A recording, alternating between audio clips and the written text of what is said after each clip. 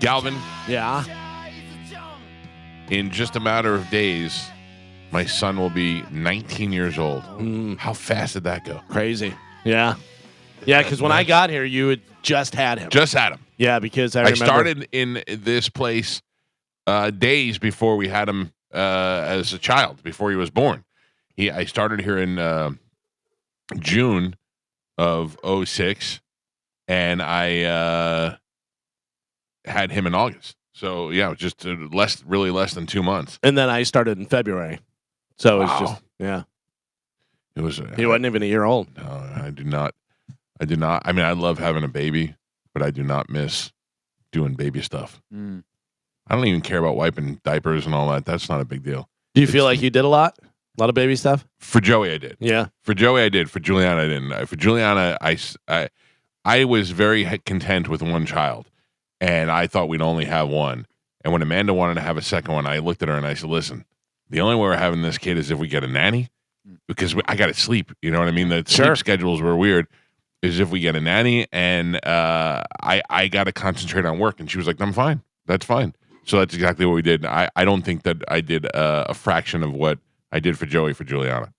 I hung out with her, like I played with her and went out with her and did stuff. But I mean, like as far as changing diapers and taking her to appointments and all that stuff, I didn't do any of that stuff.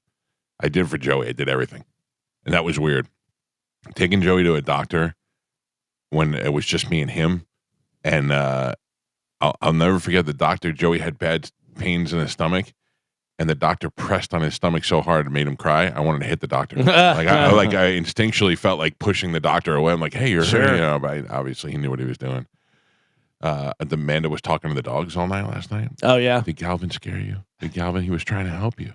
He was just trying to help you. I'm like, I think they know. I think they know. You know, they're not afraid of Galvin. No, literally, as soon as I got done jamming my fingers down your dog's throat, she kissed me. Yes. Yes. Yeah. She was very happy. She knew you were trying to help. Yeah. She's going to the vet today. A lot of people said, Galvin, one of the things that they thought was some people had experience with, my dog was almost doing like a choking thing. And some people said it might have been a reverse sneeze, which I don't believe it was. And a lot of people said it might be seizures. Did it seem like that? No. I had a dog that had seizures. Seizures? Seizures. Are you having a seizure right now? Well, it's funny because it's seizures and Caesar. So seizures. Yeah. I had a dog that had seizures. Yeah. By the seashore? Uh-huh. My dog used to make salad all the time. No, but she would do that, and she would just kind of lock up and do like that, whatever. Yeah, it was. Really? Yeah, it was sad. Heidi, she was fat. She was a fat dog. It was wild, too, because you know you have a fat dog. It's a fat dog. My dad is the worst. My dad loves to give dogs treats and stuff. I go, Dad, you can't do that. That's too much. I go, and it's your fault. I go, because the dog's not driving to McDonald's or anything. I said, you're in charge of the food. And so I actually sent him some treats that are a lot healthier and stuff. But my brother and I had moved away, and we went back. And I think it was like the first time we went back, and it had been more than a year. So we hadn't seen the dog. I walked in, and I went, oh, my God. Yeah. Not that it had got that much bigger. It doesn't take much. I didn't realize how big that dog was. What kind of dog was it? It was just a mutt. It was just mixed, yeah. It was a dog that was like a tan and brown, whatever. We got it when my dad was gone, which is always a great move. And I wanted to name it Toast because Like it looked like toast. Sure. Yeah. It did not work. So Heidi. It would wind up being Heidi. I always think dogs should have stupid names, like dog names. Yeah. You know? I also like animals with human names. Yeah. I think it's hilarious if That's they're right. like, this is my cat named Tim. Yeah, my dog Steve. Yeah. A buddy of mine had a dog named Carl. Yeah. That's great. It's great. Carlos. Yeah. Carlos and Cowboy. And Cowboy's like, how did I get Cowboy? Well, That's a great name. Cowboy? Yeah. have you seen the dog? I posted it on my Instagram. I guess it's a big deal, whatever. It is a dog that, I don't know whether it's owned by a sound guy or whoever, somebody that works in the concert industry. Right. And it's a super cute dog, and it has like a little cowboy hat, and they film it from behind. It just runs out, and it goes out on stage, and everyone goes crazy, and it just kind of looks around. Then goes No, I haven't seen it. yeah, it's great. I tried to buy, I don't know why, but before I left for the cruise, I don't wear a lot of jewelry. I don't even wear my wedding ring because my wedding ring is so big and thick it hurts my hand. It gives my finger like arthritis. I don't Yeah, like. ladies. Yeah. Listen, the funny thing is that I would say over the years the wedding ring attracts more women than not wearing a wedding ring. I don't wear mine for almost the Whores. same reason. Yeah, I mean mine is You Carmen. fighting them off, Gio? Yeah, What'd you say? Fighting them off. Oh man, I don't know what you were saying. Yeah. All I heard It was was the a noise. hard F. That was a hard F on that fight. Yeah, I don't, and my wife doesn't really care. And a lot of times we'll go to dinner or something, and I'll go and I'll put it on when we go out together. But I don't. It's uncomfortable to me. It's not a little thing. Bobby has a tattoo, and I thought about doing that, but that looks kind of silly sometimes too. If you don't, I don't know. I just was trying to think of an easy way to do it, and but one of the things I do like look down, and I'm like, I kind of feel a little naked. And I usually wear a watch like on my left hand. So I thought about getting one of those little bracelets for my right hand. And I saw an ad on Facebook. It was a thin little orange bracelet, like orange beads with a silver clasp. And I'm like, that looks pretty cool. I like that. Then I went there and it was $2,350. What was it made of? I have no idea, but it was shells that came from little kids' teeth. I have no idea. It was just this tiny little orange string of a bracelet, and it Your was algorithm is $3,000. way different than mine. Man. Well, the thing is that now I get nothing but bracelet. Yeah. And every bracelet that I want, I'll look at it and I'll see one. Because, they're offering me everything from paracord to diamonds, and I don't want anything, I want something low end in between. And I keep looking at them, and every one I find is $85 to $400. Yeah. And I'm like, I'm gonna lose it in 2 days, so it doesn't really. It's interesting too because like that bracelet, whatever it looks cool to you, it could be $85, could be $2,000, Right. But like certain things like watches and stuff, obviously there's craftsmanship, and I mean there is that, but then there's also watches that are just as good as huge name brand watches that are cool that people won't get because they're not a name brand. Sure, You know what I mean? Sure, I mean you can go. I look at the watches on the cruise. They put out that table Yeah. of those watches, and there's some cool looking watches. I don't know how good they are or what they do, but if they keep time, Right. I mean that's pretty much what you want it for, and Yeah. and they all seem to do that pretty well. So what is the difference between getting that and getting a Breitling? Yeah, it's funny because like I equate it. I have cymbals. My cymbals are very expensive for drums, and you can spend a lot of money. But I have a China cymbal that is a cheap one, but it sounds great. Yeah. You know what I mean? So I'm like, if anyone's like, oh, boo, look at that one, it's cheapy cheap. Yeah, but it sounds cool. Yeah, I mean, that's what you want it for. I bought a Rolex when I was younger. I always wanted one when I was a kid, and I bought one at a really low point in my life. Like, I was so confident after I'd gotten fired that the next move would be good that I went out and bought it anyway.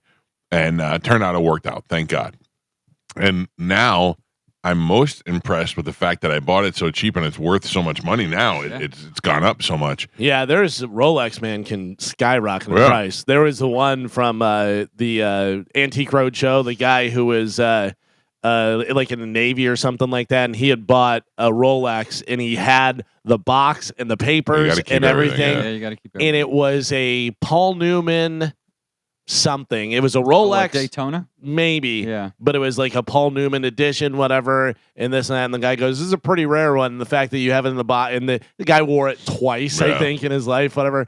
And it wound up being worth, I forget what the number was, but it was a huge number. The guy bought it for like, $800 or Right, something right. at that time, whatever, and it was worth like $165,000 or something. It was wild. Yeah, those things are they go up, man, and they stop making them, and during COVID they stopped doing a lot, and they all took a good price jump. That's the big thing is, if they make a ton of them, they're just mass made, whatever, it's not gonna be something that's worth something. Right. But then, you have like a Les Paul that's like a 53 Les Paul, and they're like, yeah, there's not many of those that are around that are in good shape and stuff, and just the craftsmanship that went into those. Yeah. You ever hear the story of Dusty Rhodes, how he sold his Rolex watch when he was broke to try and like feed his family and stuff? No. So he sells this old Rolex that he had because he had no money and he had family and stuff. And then like years later, this is just recently, when Cody Rhodes wins the WWE title for the first time, Triple H, they found the watch. That's the actual really watch? cool. The actual watch. They found the guy Wow. that had bought it or somebody that had it, and they bought it back and gave it to Cody Rhodes. He had no Wow. idea. It's all on video. That's and they cool. give him. He opens it up and he realizes that it's his dad's Rolex watch that he had to sell years and years ago that he had talked That's about. crazy. And he got the actual watch back. You which got to is think like Dusty never made the fraction of the money Cody makes. no, Yeah. yeah, and he just breaks down in tears. And man, it's like I've seen that before with a guy, father, and it was his birthday, and they were coming out of a restaurant that they ate at, and he had a Corvette that he loved, and 63 or something like that. And they walk out, and the girl's like, "Oh, Dad, is that what year is that?" And he goes, "That's a 63. That's exactly the model that I had." It was the actual car he had. Yeah. They found That's it great. and bought it for him. Yeah, and he was like, "Oh my God." That's awesome. My kids will never do that for me. No, No, they have not a nothing. million Yeah. years. you want a video that like hits you in the feels. Right there. Yeah, It is. for sure. I've been real, not crying, but I've been real emotional lately with videos. Like I watched this guy in Shark Tank the other night, and my wife is such a hard, callous woman. We were laying in bed, and this guy comes out, a young kid, good looking, and he came up with this great idea for this company called Memento, and it is to, like Galvin, you would get it for your father. Okay. And it would email your dad today, tell me the story of how you met your wife. Mm-hmm. And your dad would click on the QR code, and then it would immediately start recording him on his phone. So he'd say, I went to school and met your mother and blah, blah, blah. And then when he's done talking, it takes it and it uploads it to this book. And when he's done answering all the questions, it comes out in a hardcover book form. And then when you're reading the book, you get to it and say, how did you decide to have 3 kids? And you click on the QR code, and it brings up the video on your phone of your dad explaining. I thought that was amazing. And it's to preserve stories from people who, eventually are going to be gone, and you never had the opportunity to spend that time with them or ask them those stories. And I thought it was great. So not only is it kind of emotional in the story side, where did you come up with this idea? Well, when my dad died, I was only 10 years old, and I didn't get the chance. Okay, now we're getting sadder. I'm sorry. How did your dad die? He was in the plane in 9/11 that crashed on its way to the White House. Yeah. And you're like, oh my God, this kid's father died in that plane in 9/11. And they're like, he's like, yeah. And then shortly after that, my mother got stage 4 cancer. And I was like, this poor kid, and he's doing such a great job, working and presenting and pitching this idea, and and then anyway, they were like, I don't remember what the end result was. For but those reasons, I'm out. Yeah. It was really interesting. I thought it was a great idea, and I thought it was probably something that eventually is going to be a staple, and everybody's just going to use it from now on. I wasn't that. I don't think he was quite there yet, but doesn't it seem like we should have something like that in place already? Yeah. Well, it's kind of like the what we always see in the future, where you go to the library and they tell you the stuff, whatever. Yeah, that you would have somebody should be inputting all that data now. Right. Yeah. Mm-hmm. Why was your wife so callous? What was the? So they go. It might have been Mark Cuban. He said, "I bet your dad is looking at you right now and is so proud of you and what you've done, and you've taken these tragedies and turned it into something." And I was like, "Yeah, I bet he." And my wife goes, "Oh Jesus!" And I go, "I'm over here just on the verge of a tear dropping out of my eye," and she's like, "Jesus Christ." I got to be honest with you. I watch Shark Tank, and they'll come in and they'll pitch something. I go, nobody needs that. What an idiot! And then they're like, 5 million, 8 million. Yeah. I'll buy it right now. And I'm like, okay, I guess I don't know. They're buying. I just was paying attention the other day. They're just buying numbers. They don't really care what your product is. They're gonna, if you're talking to them and they say, "Well, our cost is $2, and how much did you do last year? We made $8 million." Like, Right. we're in. Yeah, exactly, They yeah. don't. That's just what they're looking for is money.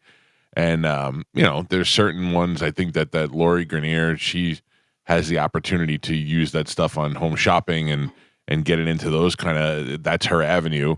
Whereas Barbara Corcoran will get them into retail stores. So if it's something that fits into those models, who it's going to go to. Yeah, it's interesting because Mark Cuban was talking about it, and they were saying about his return on investments, and he said, there's some that we just do because it's like a feel good thing, and you want to help somebody out and stuff. And he goes, but then I got in the ground floor on dude wipes, He Yeah. goes, I think he invested like 100,000 in dude wipes and owns like 40% or whatever. And he goes, they're sold $6 million last year or whatever it may be. But I mean, they're everywhere. Everybody knows dude wipes now. But And they passed on a few different ones. They passed on the ring, which was crazy. And then they brought that guy back as a shark. But there was when all the different meal delivery services and Blue Plate was really big, they had passed on that. And there was a few different ones that they passed on, which went on to become huge. Yeah. What were you going to say, Carmen?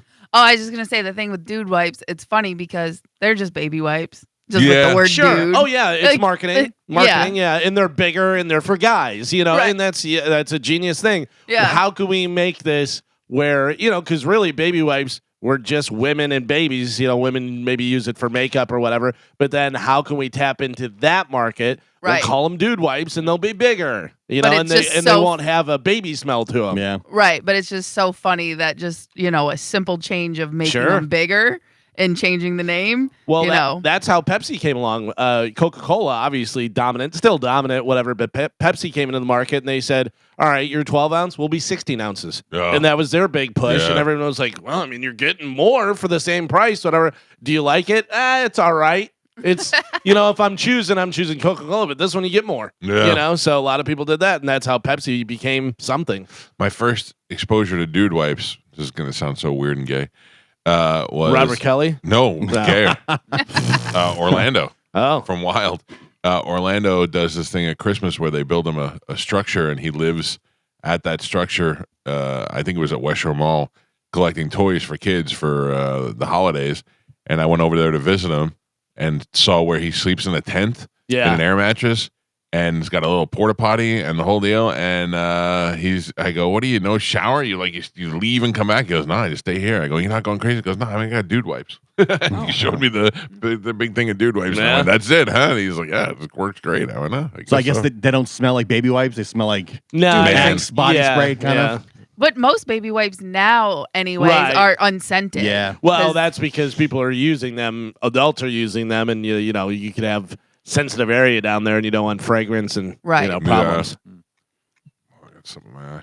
I don't know. I use some sort of fresh wipe or something. It's not a dude or a baby. It's just a fresh wipe. I use Huggies. Huggies. That's for something. babies. Yeah. I'm a You big must have baby. a soft bum. I'm an old baby. Yeah. I watched a documentary last night that I highly recommend unless you're going on the Calta cruise. Oh no! Poop cruise. Yes. No. Oh, no. Worse. I watched the poop Worse cruise than one. poop cruise. No. Dude, honestly. Stab cruise. I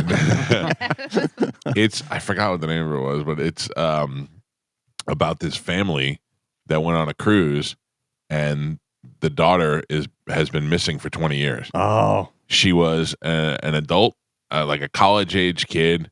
It was the parents and the brother and sister. Her name is Amy something. Amy Bradley is missing. Amy Bradley, yeah. And the parents went to bed. The brother and sister went to the nightclub. They had a couple of drinks. The brother went back to the room. The sister came back shortly after. They both went out on the balcony. They were finishing up their drinks talking. She said that one of the bass player for the band made a move on her and was kind of like dancing with her and stuff, but wasn't aggressive or anything like that. By the way, she's 23 at the time. Yeah. Because you say daughter, you think like an 8-year-old kid. Oh no, she's missing or college. something, right? College student. Yeah. So she it was the only thing that she mentioned. Then he goes to bed. The brother, the daughter says, "I'm gonna hang out here for a little while." The father wakes up at 5:30 a.m. and sees the son sleeping, and the daughter's not there, but looks out on the balcony and can see her laying on the chair out on the balcony. No problem. Goes back to bed. Wakes up an hour later at 6:30. She's not on the balcony anymore. Her yellow polo shirt that she was wearing is draped over the chair inside the room, and she's nowhere to be found. He assumes she couldn't sleep and went up to get coffee. He goes up to get coffee, can't find her. He walks around the ship, can't find her. Oh. Goes downstairs, wakes up the wife, says, "I can't find Amy." They start looking for Amy. They go to the cruise services. They say, "Look around." They wanted to make an announcement saying, "Hey, come to your room." And they're like, "Hey, it's 6:30 in the morning. We can't do that. Give it another half hour. Come back to us if we can't find her." They come back in a half hour. We can't find her. Then they pull up into, I think it was Curacao, And the family is like, hey, listen, we got to figure out what's going on. Our kid is missing. And they're like, oh, we got 2,400 passengers and we're about to dock over here. We'll find her. She's here. We'll find her, you know? So this was 20 years ago? Yeah. So they get to the port and they can't find her. So they do what they call a Charlie drill, where every hand on deck has to go through every nook and cranny of the ship to try and find her, and they come up with nothing. So now the only thing that they're going to assume is that she went overboard. And the father said, listen, she was there at 5:30 a.m. I saw her outside. At 6:30 a.m. she was gone. So they figured out where the boat was. They send rescue teams out there, and they said the water was so rough that even if she jumped or got eaten by a shark, parts of her would have washed ashore at that point, and they found nothing. So now she's missing. And, you know, the whole time I'm sitting there, just like you, the face that you made, I'm just ready to vomit because if that's my daughter, I don't even know what I do. And I'm stressing out. And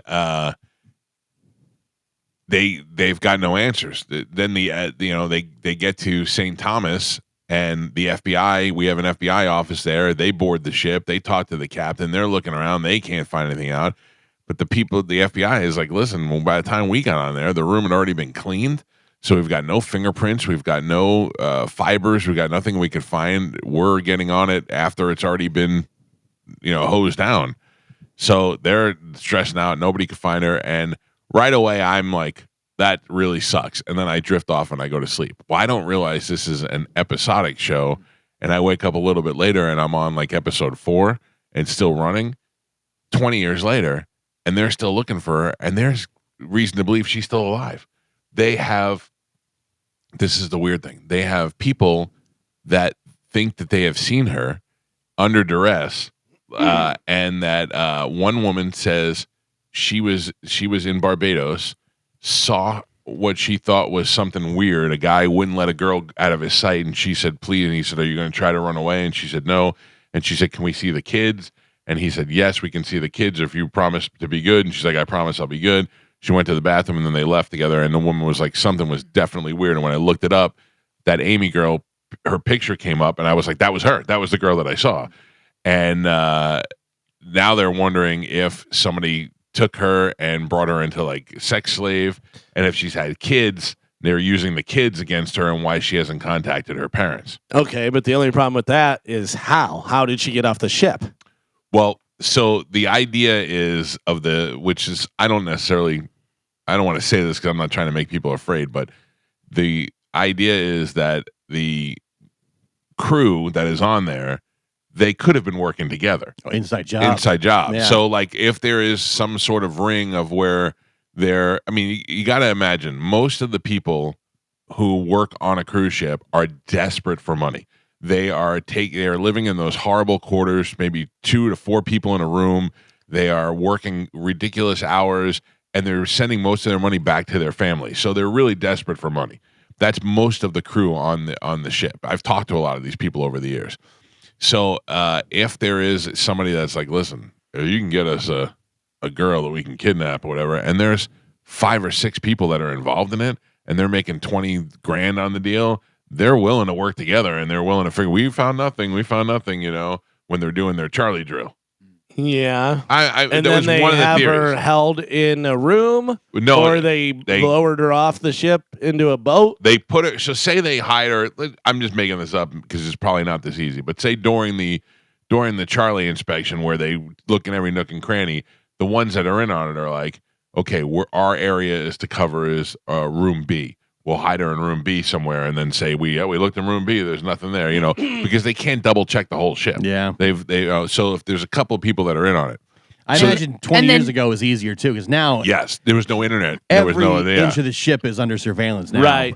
Right. Where all you have to do is either shave her head, stuff her in a suitcase and knock her out. Right. And then when you get off. Yeah. Right. So, or if you're involved and and security is involved, you can just get her right off. Right. So, I'm watching this and I'm thinking the same thing, kind of like Galvin, like a little pessimistic, like could be weird, coach could have just fell overboard or something. Especially if she's on the balcony. Right. Yeah. So, then 20 years later, this kid who is into true crime, he stumbles across the case and is reading about it on Reddit and other places and whatever, and he starts a website. And the website says Amy Bradley is missing.com. And he put up all the facts about it and all the information about it. It was just telling the story and if he had any information, and he had no relation to the family or anything. I'm going to tell you right now, internet sleuths, man, they'll find a lot of stuff. Yeah. There's a lot of kooks and that, whatever, but there's a lot of people that are like, yeah, this is my hobby and I'm really good at it. Well, figure stuff out. This is really the way they did it. It was great. It was the kid and some other guy that were involved in the website. And the guy was like a communications expert. And the kid, one day they were talking, and the kid's like, you know what we have is a collection of all these IP addresses that visit the site. Mm-hmm. Let's find the ones that are visiting too much and figure out why. So they start narrowing it down to Curacao. They start getting one IP address in Curacao that is visiting. And not only can they tell when it's visiting, but how long it stays on a page. So they contact the family and they get a bunch of pictures and they create like a library of memories for her. And now they're during Christmas and birthdays and those special holidays, they find this one IP address from Curacao and it's going on there and staying on there for 45 minutes to an hour each time. They're like, it's got to be her looking at memories. Why else would anybody in the world on the birthday of the mother go look at pictures of the mother? Right, you know, yeah. isn't that so weird? I went to bed. I was like, I finally had to shut it off, and I'm like, I got chills now. Now it's weird. The first story I brought up when I typed in Amy Bradley was on TMZ. Kim and Khloe Kardashian call missing woman's mother to find out how Amy Bradley was gone. Oh, jeez. So you're sleuths. They're on it. Case, yeah. The Kardashians The are on it. Kardashians are on this. Kardashians put eyes on it. That is true. That's true. true. Now everybody else is exactly looking into it. Yeah. But just like any other story, though, as it develops by episode 3, she was a lesbian and had a lesbian relationship. She cheated on a woman, felt bad for it. The woman wouldn't talk to her anymore. She sent her a letter asking for forgiveness. Now it turned into she commit suicide. And they're like, she was just happy 5 minutes ago. So it's hard. It's really hard to tell. All the secrets come out. Yep.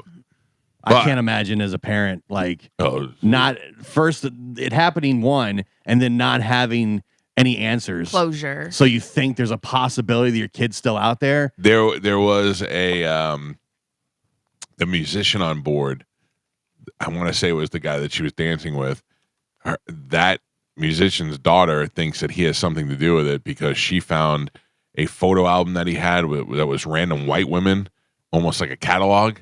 And she thinks that he had something to do with it. This was my first cruise where I let my daughter roam on her own because she was with my nephew Billy. And Billy's 15, and Juliana's a smart 12. So they were able to. So we would go to the room, get in bed, and they would still be out. We didn't go to sleep, but we would let them do that. I don't know had I watched that movie before I'd gone out, if I'd let that happen. I let my kid, the last cruise went on, my kids were like about the same age, and I was the one rule is don't go anywhere by yourself. It was like you can go around, but do not go anywhere for any reason whatsoever by yourself. Nowhere by yourself and nowhere outside. I don't need you running around by the edge. But also now, every inch of the ship is under surveillance. And sure, but still, I don't. If you don't trust the ship, you know what I mean. You never know. For a while, for years, I had my daughter convinced that when she was born, I had an Apple tag put inside her. She brought that up one time. She was like, "Don't you have me tagged?" And I was like, "No, that's not real. That wasn't real. I was joking." Jesus, it would be great though. It would be a horrible invasion of privacy, but I would do that in a second. And when they have their phones, though, you could track them on that Life 360. Yeah, that's not so bad. My wife goes yesterday, "Oh, Joey went here and Ava did this and blah blah." And I looked at her, I go, "How do you know what everybody's doing?" And she goes, "Life 360." And she goes, "You don't want to be on it because you don't want us to see if you go to the porn shop." And I go, "Yeah." That's what I'm hiding, the porn shop, sure. So. All right, let's take a break, get this show going this morning. We got 2 good comedians coming in on the show. Giannis Pappas will be here. He's going to be at Side Splitters this weekend. And Jim Florentine, who's going to be there on Sunday for a benefit show. He is going to be at the Wesley Chapel Side Splitters, and he has just returned from England, where I guess it was some time now, but he was there for the Aussie the Ozzy show. So we'll talk to him about that. Both those guys will be in the studio today in the 8 and 9 o'clock hour. We'll take a break. We got Sporkle next. It's the Mike Calta show. This is 102.5 The Bone. You don't have to do any pickup at Carline, do you? No, they drive themselves. Yeah, which is great. Nice. Yeah. Yeah, I say that it must be nice, but the time it happens, I'm going to be petrified and going to miss it a little bit. I watch them on Life 360 all morning.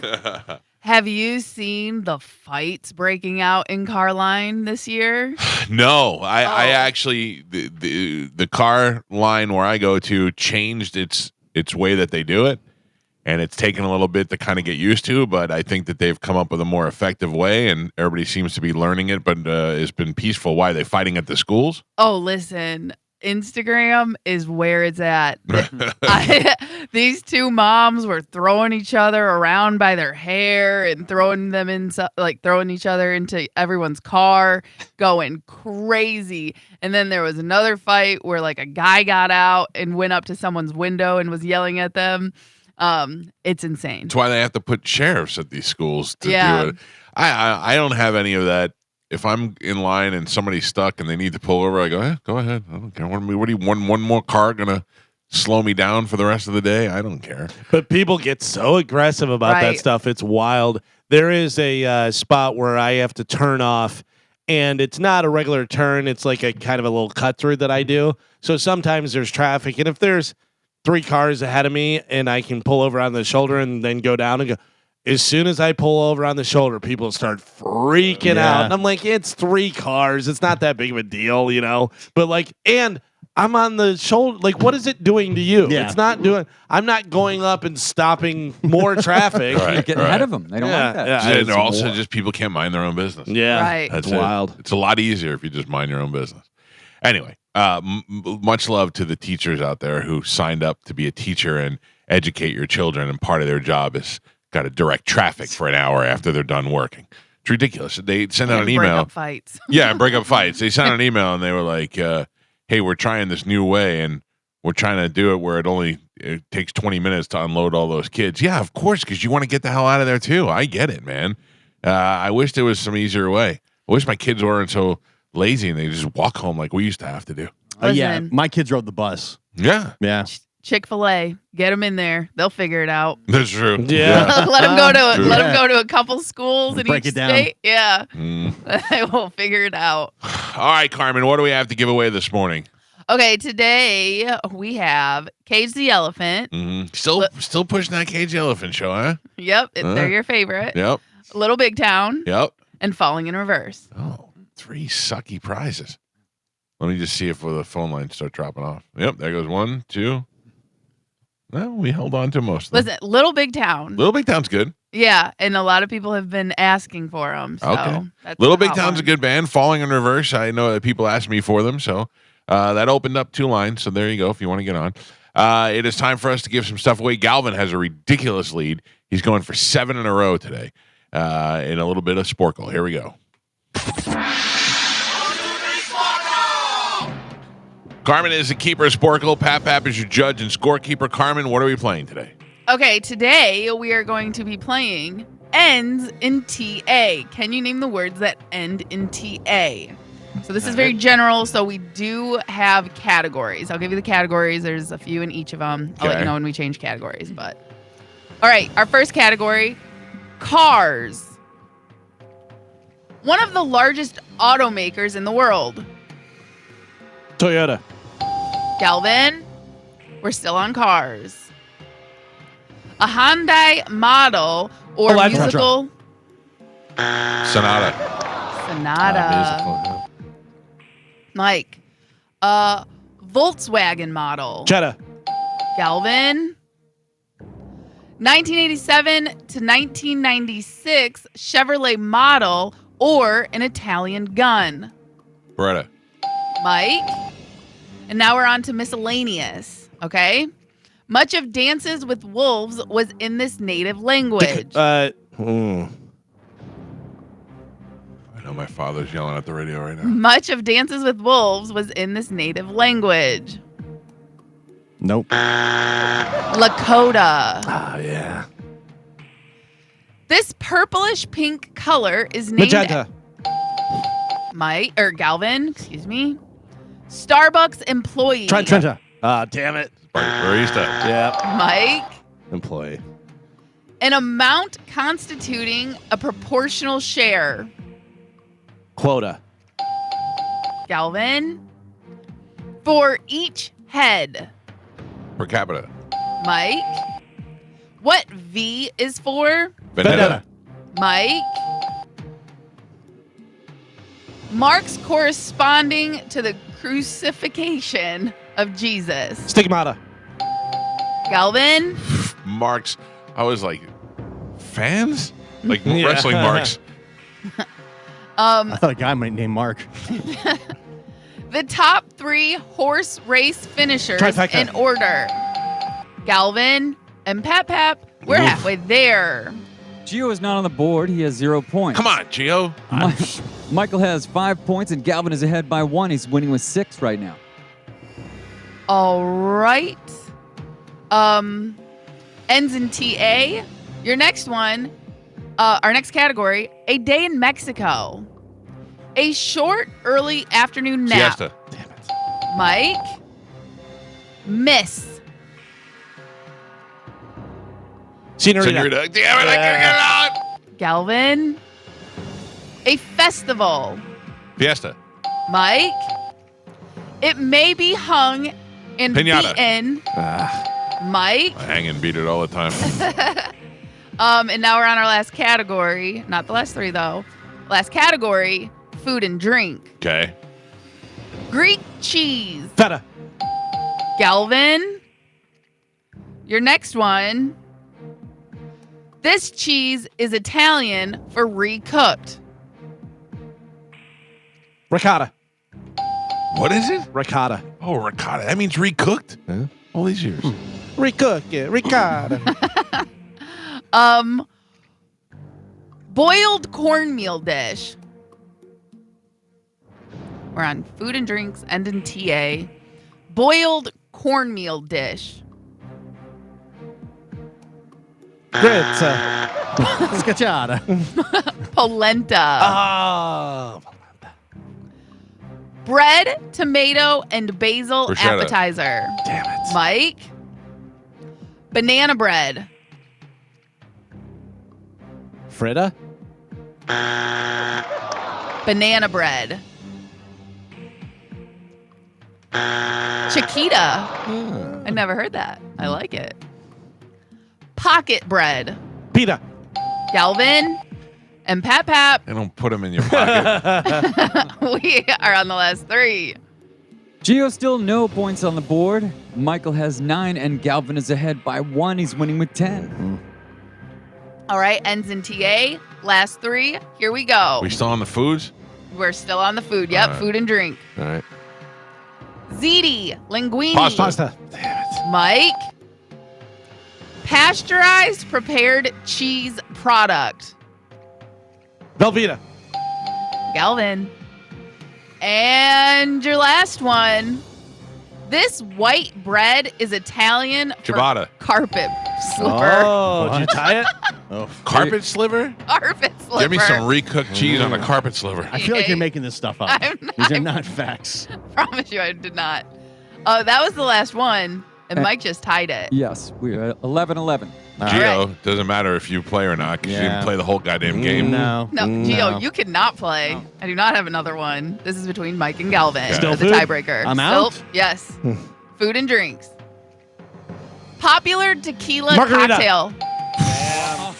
Damn it. Bam. You gave it away when you said food and drinks. Because I said food and you said food and drinks. I knew it was going to be a drink. Your final score, Gio, 0. Michael with 11, and Galvin is your triumphant champion today. He won with 12. Kachaya! Woo, woo, woo, woo! Trademark 2025. What line are you playing for, Galvin? 7 in a row? Took the whole That week. is 7 in a row, yeah. Wow. Yeah. I'll go Whole line week. 7. How you like that? I do. Good morning. Who's this? Hi, this is Steve. Steve, you're the winner. I'm going to put you on hold. Carmen will grab you here during the break, and we'll hook you up with a prize. Okay, buddy? Thank you. Thank you. All right, pal. He's So on line 7. I'm not getting ahead of myself, but if I win on Monday, that'll be 2 rules. That'll be another 5 in a row, right? Yeah. Yeah, because I won 3. And then 5. Yeah. Yeah. Which I don't know. When was the last time that happened? It's been a while since we been had a while. two-roll We've Mike. not I had think two was the rolls last in a one. while, yeah. I don't like think it it's at all. happened this year. No. No, I think it has. I think Mike had it. I don't like it either way. Yeah. Will you get the 10? 10 time? No. I don't know. No. 7 in a row. I'm going to study over the weekend. Ooh, if I get the Wait. 10 time, I'll be 3 time 10 time, right? Because I was 2 time 10 time. Yeah, you were Yeah. 2 time 10 time. We were both 2 time 10 time. You were, but nobody was 3 time 10 time. Oh, 3 time 10 time is. Let's not get ahead of ourselves, guys. Let's relax a little bit. 3 time 10 time. Oh man, I may have to retire. Oh, just quit. Yeah. I've been watching the Tournament of Champions on Jeopardy, Yeah. and they say that the one girl was like, I almost hope I lose. I think my husband wants me to lose because all he does is just quiz me constantly on things and flashcards. And this other guy was like, I just go hiking and I listen to books on tape so that I could just get new facts and information. And I thought, oh, this is what I need to do this weekend in order to beat Calvin on Monday. Yeah. Just gotta walk around with a headphone on, listening to the books on tape, trying to get some facts. You're gonna be listening to Portuguese on the drive over. I'll learn something. All right, Galvin, what do we have coming up in news? Coming up in news today: trouble breathing, Dear John, and it's a bad day for Carmen. Oh, how Wait, sad. why? I got some bad news Oh, for you, you'll Carmen. find out. You're not gonna like it. Oh. Galvin has your news. We'll do it next. It's the Mike Calta Show. This is 102.5 The Bone. I got excited yesterday. I put up a picture for a Throwback Thursday of Warren Sapp at our tailgate party. Yeah. We're rapidly approaching football season. We have one more preseason game left. And we're ready to go. 2 more. Well, we got this weekend, sorry, Yeah, and yeah, then yeah. one more after that. Yeah, it's the Steelers and the Bucks on Saturday, 7 p.m. Mm. And I read it. Don't worry about it. Hey, that was a Steelers site, No, too. I know. What was it? They said that Evans was dominating. Yeah, they said the Bucks wide receivers just went off in the Steelers joint practice. Gotcha. Yeah, they're up there. I saw pictures of them together. So much that the Mike Evans is not playing Saturday. Originally, they were going to play. I saw that, and then And they they're like, said no. No, we've seen enough. He's fine. We don't know. Yeah. No, I'm excited. I'm excited to watch football and start betting on football. Yes, for sure. It made me. It makes it so much more exciting. You get a whole day of football. I mean, I could sit there and watch the Lions play somebody and be excited about it if I have money riding on it. So Yeah, I know you don't really watch college, but college football starts in 2 weeks. And then I wish I could get into it. I don't even know where to start. I can't Yeah. just be like, I'm a Seminoles fan. I mean, my sister went to Florida for a little while, so we were kind of like, hey, go Gators. But yeah, nobody I really like cared. watching all the games though. Like all the big teams, I enjoy watching. And if you're betting on it, you don't have to have a team. It's But actually I can't, better. I know nothing Yeah. about it, so I can't bet on it at all. Like, yeah, I but you don't can know. read up on it. There's Well- a lot of sites and there's a lot of insight to it and stuff. And, you kind of see as it goes along. You're I like, look all right. at it and it's like these people are 72-point underdogs. I'm like, well, that's going to be Yeah. a win. Then they end up losing. There's so many players, they don't do prop bets for players. Right. They just do, team stuff. Right. It's hard. It's hard if you don't know what you're doing to play. Although you're talking to a guy who's won a lot of money playing ping pong. Yeah. There is a good UFC this weekend. 319? UFC 319, yeah, which will be really good. Who's that? Anybody I should know on there? Yeah, DDP is on there. Diamond Dallas No, Page? not Love Diamond him. Dallas Page. Oh my god! But then it's the one guy who is the champion killer. What is his name? He's one of the guys from Franco Malorca? Kazakhstan or I just wherever. made that name up. I thought it sounded tough. It's Chimev. One of the guys with the weird Amish beard, whatever, yeah. who and just screams and goes Yeah. crazy and stuff. Yeah, so it's gonna be a good fight. But there's a bunch of good fights on there. Romanov Chechkany. That's a good I one. just made that I up. like that. I like it a lot. All right, we got Jim Florentine coming in the studio, and we got Giannis Pappas coming in the studio. But right now, it's time to check in with Galvin. He's got today's news. And now, news with Galvin on the Mike Calta Show.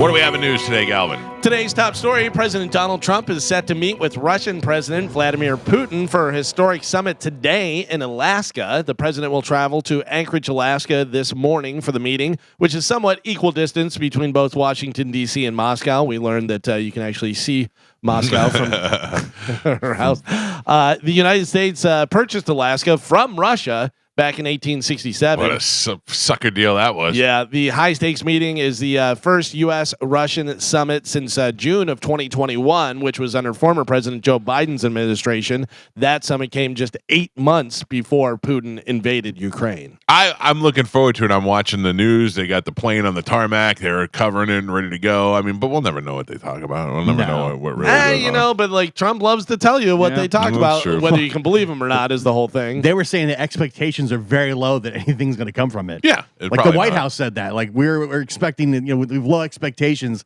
that Putin's going to agree to anything we want. Right. But, that's what keeps Putin tough and makes him hard to deal with, makes everybody afraid of him.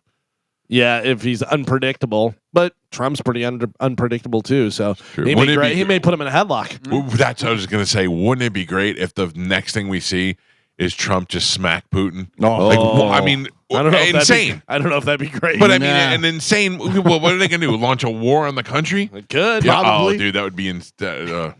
I mean, listen, I'm being ridiculous. And I'm talking about something that will never happen. Like a Will happen. Smith slap to the face like Chris Rock? Yes. Can you if he goes, I couldn't get anything out of him, so I just smacked him. The entire world would be like, that's the craziest thing we've ever. This is worse than 9/11. This is the craziest thing we've ever seen. That would be crazy. Yeah. And probably a declaration of war. Yeah. Well, I guess so. What happened? Oh, we bitch slapped your leader on national television. Also, I would imagine Putin getting ready to leave. He's like, okay, you take care of this. You can. If he puts me in headlock, make sure you launch nuclear war. Remember, Putin wrestles bears and stuff. Yeah, that's the thing. My money's kind of on Putin on this one. Yeah. Trump's like doughy and just kind of, But Trump's 6'4" or whatever he is. So. Oh yeah, he's the same as an NFL player. Yep. 6'4", 220. Did you ever see Shane Gillis's bit about? He said that Biden would be the first president you could punch assassinate. He goes, Mr. Biden or President Biden. I said, get over here. He goes, but then he said Trump would be the funniest if you punched him because he'd make some sort of weird noise. Today, happy National Relaxation Day. Oh, isn't that nice? I could use it. A study found that 42% of our day should go towards relaxation. 42. Well, they said it's about 10 hours each day, but it doesn't necessarily need to be consistent. So it's not like 10 hours every day. Take your 8 hours of sleep at night. Right. And then 2 hours of maybe an hour of sitting and an hour of napping. Well, yeah, but they say if you have like a crazy week, you can fit more downtime in on the weekend. Okay. So it'll average out to 10 hours, a day. I have to say, I've been incredibly lazy since getting back from vacation. We'd get off the air. I do a couple of things, and I'm like, time to take a little nappy poo. Yeah. Because my wife's working. The kids Juliana's at school. Joey's doing whatever he's doing. So I'm just bored. So I've been taking little naps. But my little naps go until Amanda's done working. So I've been like sleeping all day. It's been pretty miserable. Today's an exciting day. Today's new car day. Oh, for I got a Stingray Chevrolet today. Oh, after nice. We get off the air. So Are you getting something else or same model? I think I'm getting a Tahoe. Oh, Yeah. all right. Time to move. Time to move inside. Tahoe, not a truck. Tahoe, an SUV or no? SUV. Yeah. Okay. Yeah. Oh, that'll be nice. Yeah. So I don't know. I like to mix it up every once in a while, but I'll get to check out Stingray Chevrolet today. If anybody's over there, I'll be there after the show. Researchers have discovered a toothpaste that made from something that actually is protects your teeth better. Did you see this? I'd already? rather my teeth fall out. I wanted to read this just for Mike. I'd rather my teeth fall out. I don't even know if I can listen to you talk about this. Researchers discovered that toothpaste made from human hair protects your teeth better. Yeah. How do they anybody find doing this that? out? Like, what made them even think about? Yeah. What's in what chemical breakdown is in human hair? Did somebody leave like a specimen that had hair and had teeth and stuff, and they're like, hey, these teeth look really white now, and then I would imagine they said we find out what makes it your teeth whiten is this certain chemical, and it's where found can in that hair. be found? Yeah. Oh, that's very rich in human hair. Oh, I don't even know how they do that or what you do. It's or science. I'm imagining that they could do something somehow where you have no idea. I That, know. No, that it's just a paste and it doesn't taste like hair. It tastes like minty or whatever. But just every the once in a fact- while, one gets through. Just the fact that they're making it from human hair. Like, there's no way. I don't even care if they're like, it's 100%. It'll make your teeth perfect and they'll look fantastic. It's human hair. I used to work in a movie theater, the Amboy Twin, 2 theaters. I was on one side of the theater, and we used to have these big bins of popcorn, and we always used to just eat the popcorn out of the bin. And I took a handful of popcorn, walked in the movie theater, was leaning against the wall, standing in the back of the theater, chewing on the popcorn, watching the movie, and there was a hair in my mouth. And I am utterly grossed out by a hair in your mouth. And the hair was stuck in the molar of my back tooth, and I couldn't get it out. And I went out the emergency exit on the side door and just began violently vomiting as I could feel the hair. I would throw up. Then I'd have to stick my hand in my mouth to try and get the hair out of my tooth. And as I'm trying to get it out of the tooth, I'm throwing up on my own hand. It was one of the worst experiences I've ever had in my life. Yeah. I did not appreciate a hair at all. No, Ugh. no, that's hair and food. Hair. The longer and thinner the hair is, the more gross it is. You can lay it. You can bring me a ribeye steak and just drape it right across, and I can't pick it up and take it off and then eat the steak. I'm done. I'm done for the night. I just see it. I'm done. Even like a beard trimmer, and you're doing that and stuff, and then later you'll have like a little hair in there, and you're That like, I can do. Well, That I can do. Sometimes I'll scratch my lip with my tooth. I'll go like this, and a little hair will get in. Not that big of a deal. It's head hair. My head hair is just as gross as somebody else's. I don't know what it is. I don't know why it is, but it is just absolutely. I ordered a piece of quiche from a restaurant when I was a kid. I had to be like 10 years old.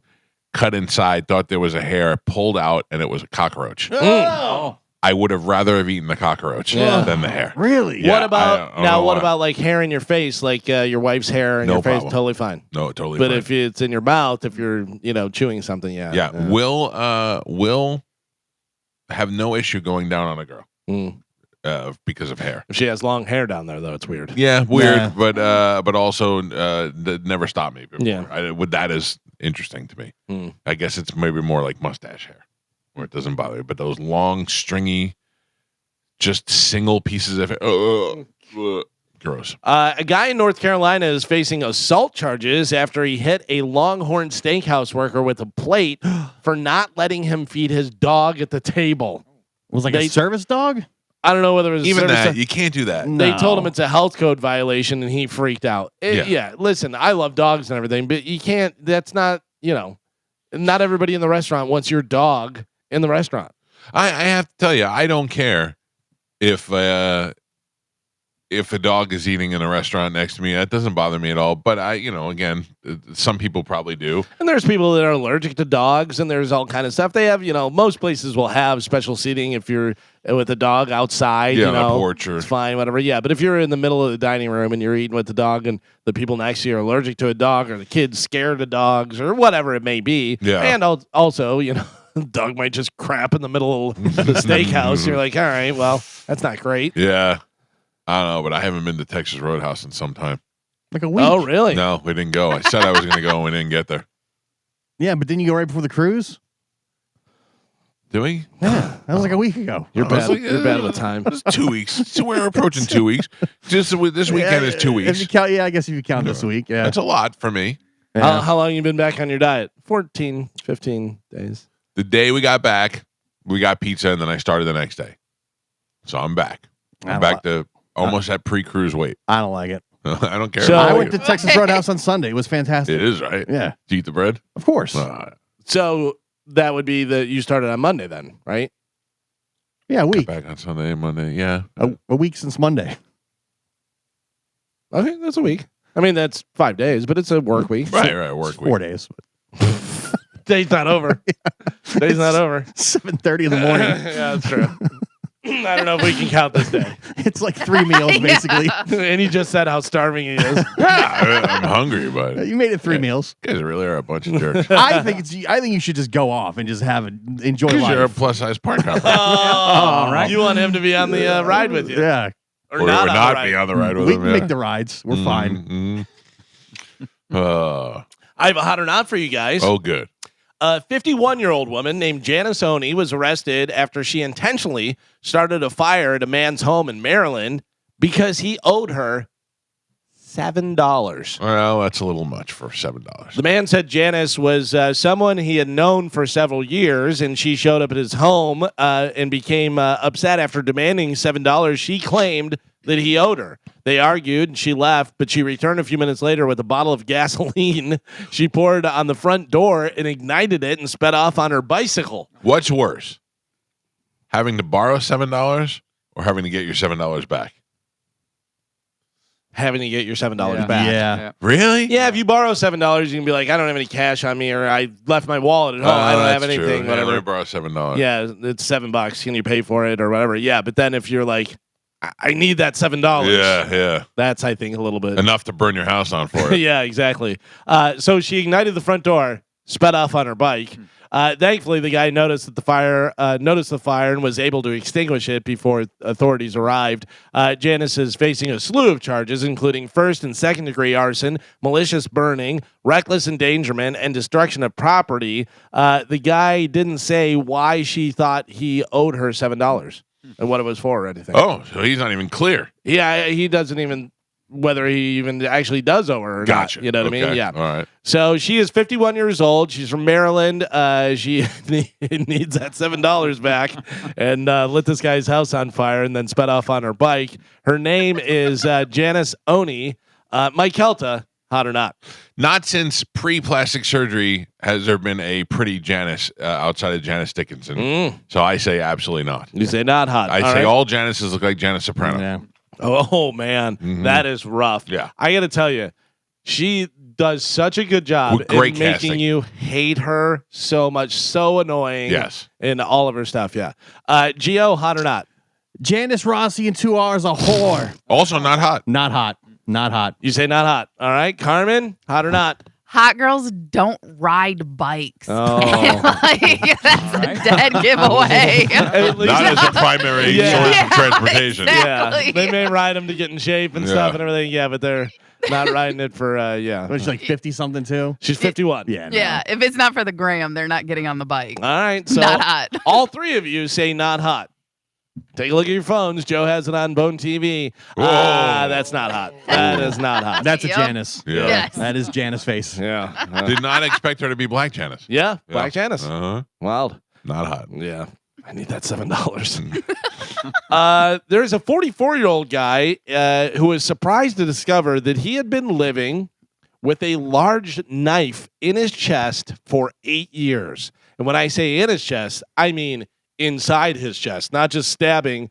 He realized Surgery. He realized it. No, it wasn't surgery. He realized it whenever he started having pain there and started rubbing on it. And it was like, it feels like there's something like poking me and stuff. And then the doctor talked to him and said, you have a knife inside your chest. And the knife looks like a blade without the handle. So he figured it out.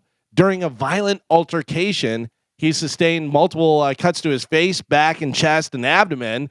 Through the doctors treating the wound at the time, didn't realize there was a knife inside him. This doctor did an x-ray. Joe has it on Bone TV. I'm about to send it to you guys. It is a knife in his chest Oh. that's just sitting in there, and it is wild. Take a look at this. So they sewed it in there. Oh my God. So he they, was they stitched stabbed. him up, stitched up a wound, but didn't realize He was still in there. Yeah. Because I mean, think about it. A knife could go in and just leave like a 2-inch cut, Right. and especially without Oh. the handle, because the handle looks like it's off there. Yeah. So it's just the blade and then the part that would go under the wooden handle. I mean, or- that's right by his lungs. yeah. How they didn't perforate his lungs is crazy. For 8 years. Yeah, 8 years that's been in that They guy's must body. have did a good job sewing it up right in Yeah. that one spot. They didn't even know it was there. How do you not know? That's what I'm saying. Because they Like, didn't X-ray it, and it was probably Well, I mean, it the was guy. probably in. How do you not feel that the You whole probably time? did feel it, but you think it's the cut. Yeah. You But- know what I mean? but I think like if you're stretching or working out Yeah. or you're doing something, like you just move wrong and it would pop out. Some of us aren't very active, Carmen. Or, Okay. or Carmen, if you went to the airport or Yeah. got a CT or a CAT scan or whatever, Yeah. you know, something like that, you would think that they would have In 8 years, there's got to be something. something. Right. I would imagine if you sneeze really hard, you'd feel it. Yeah, There you he go. probably did. He was feeling Yeah. getting poked, you know. Yikes. You go to a football game or a concert and they wand you and it's woo, Yeah. woo, going And he off. goes, "Yeah, it happens all the time. I got nothing on me." I look at his shirt, and he just never even think about it. That's why you go to lifeguard imaging. They find Yeah, right. They'll You may find that that knife. might start putting that in the commercials. If you might have a knife inside you, and Yeah. you don't even know it. Never know. Someone asked Reddit for the crazy excuses they've seen for missing work. Is there anything you've ever come up with missing work that you made up that was crazy? mid-grade fever. Oh, okay. Low grade traveling beer. on 275. Debris in Oh, the debris, driveway. yeah, debris. Can't find my shoes. Right. Give 'em shoes. No, I'm pretty straightforward with work. I either I'm here or I'm not here. Yeah. I think anytime I've ever had to miss work, it was because of whatever I said that it was. You know, Yeah. either I was sick or something happened or Except whatever. one time I can remember when you lied. What did I lie? When you came here to get the job and you lied to your old station. Oh yeah, that's true. Yeah. Yeah. I watched you make that call and I thought I could never do that. He called. He was like, I'm not feeling good. And meanwhile, he's on a balcony in a hotel in Feather Sound. At least I called him the night before, though. But I was in Florida and I was working in Louisville. So if they had said, we need you to come in, I would have said, Yeah, there's nothing I could do. Yeah, because I came down here and I had to stay. And so I had to miss the next day. So I called Louisville the night before my morning show. And I was like, hey, I'm not feeling very good. I'm not going to be able to come in. If they would have said, you have to, I would have said, I can't. I'm in Florida. That's what I thought. I mean, what would you have done? Yeah, I probably would have said, In the listen, hospital? I'm in Florida. Oh, really? You would've Yeah, told her? yeah, because everybody there was pretty cool, and I think they understood. And whenever I got back, Ann Ray, who is my program director, she's like, "That's awesome. You know, moving into a bigger market, they were cool." Yeah. And I think they saw the writing on the wall that station wasn't going to be around much longer anyway. So, well, some of the ones that they gave, guy didn't show up on Valentine's Day because he thought it was a federal holiday, Valentine's Day. Says, I thought we were off. That is a guy we don't want working for us. Somebody said I flushed my car keys down the toilet. I believe that. I wouldn't believe that. I flushed my beeper down the toilet one time, and if that didn't happen to me, I would not believe it. But And kids. I Yeah. never flushed my kids down the toilet. No, You- no. Did you flush your beeper at home or was it a toilet like in a It building? was at work. Yeah, see, that has more of the Yeah, pressure. hard flusher. Right, yeah. Because at Yeah. home, I don't think that's sucking up a beeper or keys or anything. It did suck it up. Yeah. This person said chipmunks filled my truck engine with walnuts. I don't know. I believe that. Yeah. Yeah. A woman with long nails shoved her finger up her nose while exfoliating and sliced it open. Oh. That could actually happen. Yeah. I've done that. I've cut my nose with my own hand. Yeah, but also, what are you doing where your inside your nose was cut and you can't do your job? Yeah, that's true. If you're bleeding Yeah. or something, if you go in hard enough. Someone's coworker called out because she ran out of toilet paper. Oh. That's a reason to go in. Take it from the Yeah. office. Do you know how much toilet paper I used to take from the radio station? Wait. Carmen, I was broke. I was Yeah. broke. When I first got into radio, I left a good job to get into radio, and I was making like, I think $11,000 a year, you know, and I was working in radio, so I just take some toilet paper from there. And We used to steal that too, Yeah. except it was the giant roll. Yeah, So we'd yeah. have like the giant roll, like the size of a spare tire. I did that too. But what is the? I'm trying to think if I ever stole anything from Cox. No, I didn't. I never. They never stole have toilet paper. office supplies. I mean, we have this weird kind of setup. It almost looks like a convenience store where you're on the honor system where you go and you buy like a snack and then you go over to the machine with your credit Oh, card. yeah. You buy, and it got to the point where after a while I was like, yeah, I'm just stealing this stuff. I'm not Yeah. paying for it anymore. they have a camera right there at the checkout thing. Yeah. It's at the checkout thing, but it's not at the other. Right, So so it's you like, just grab it from the other end.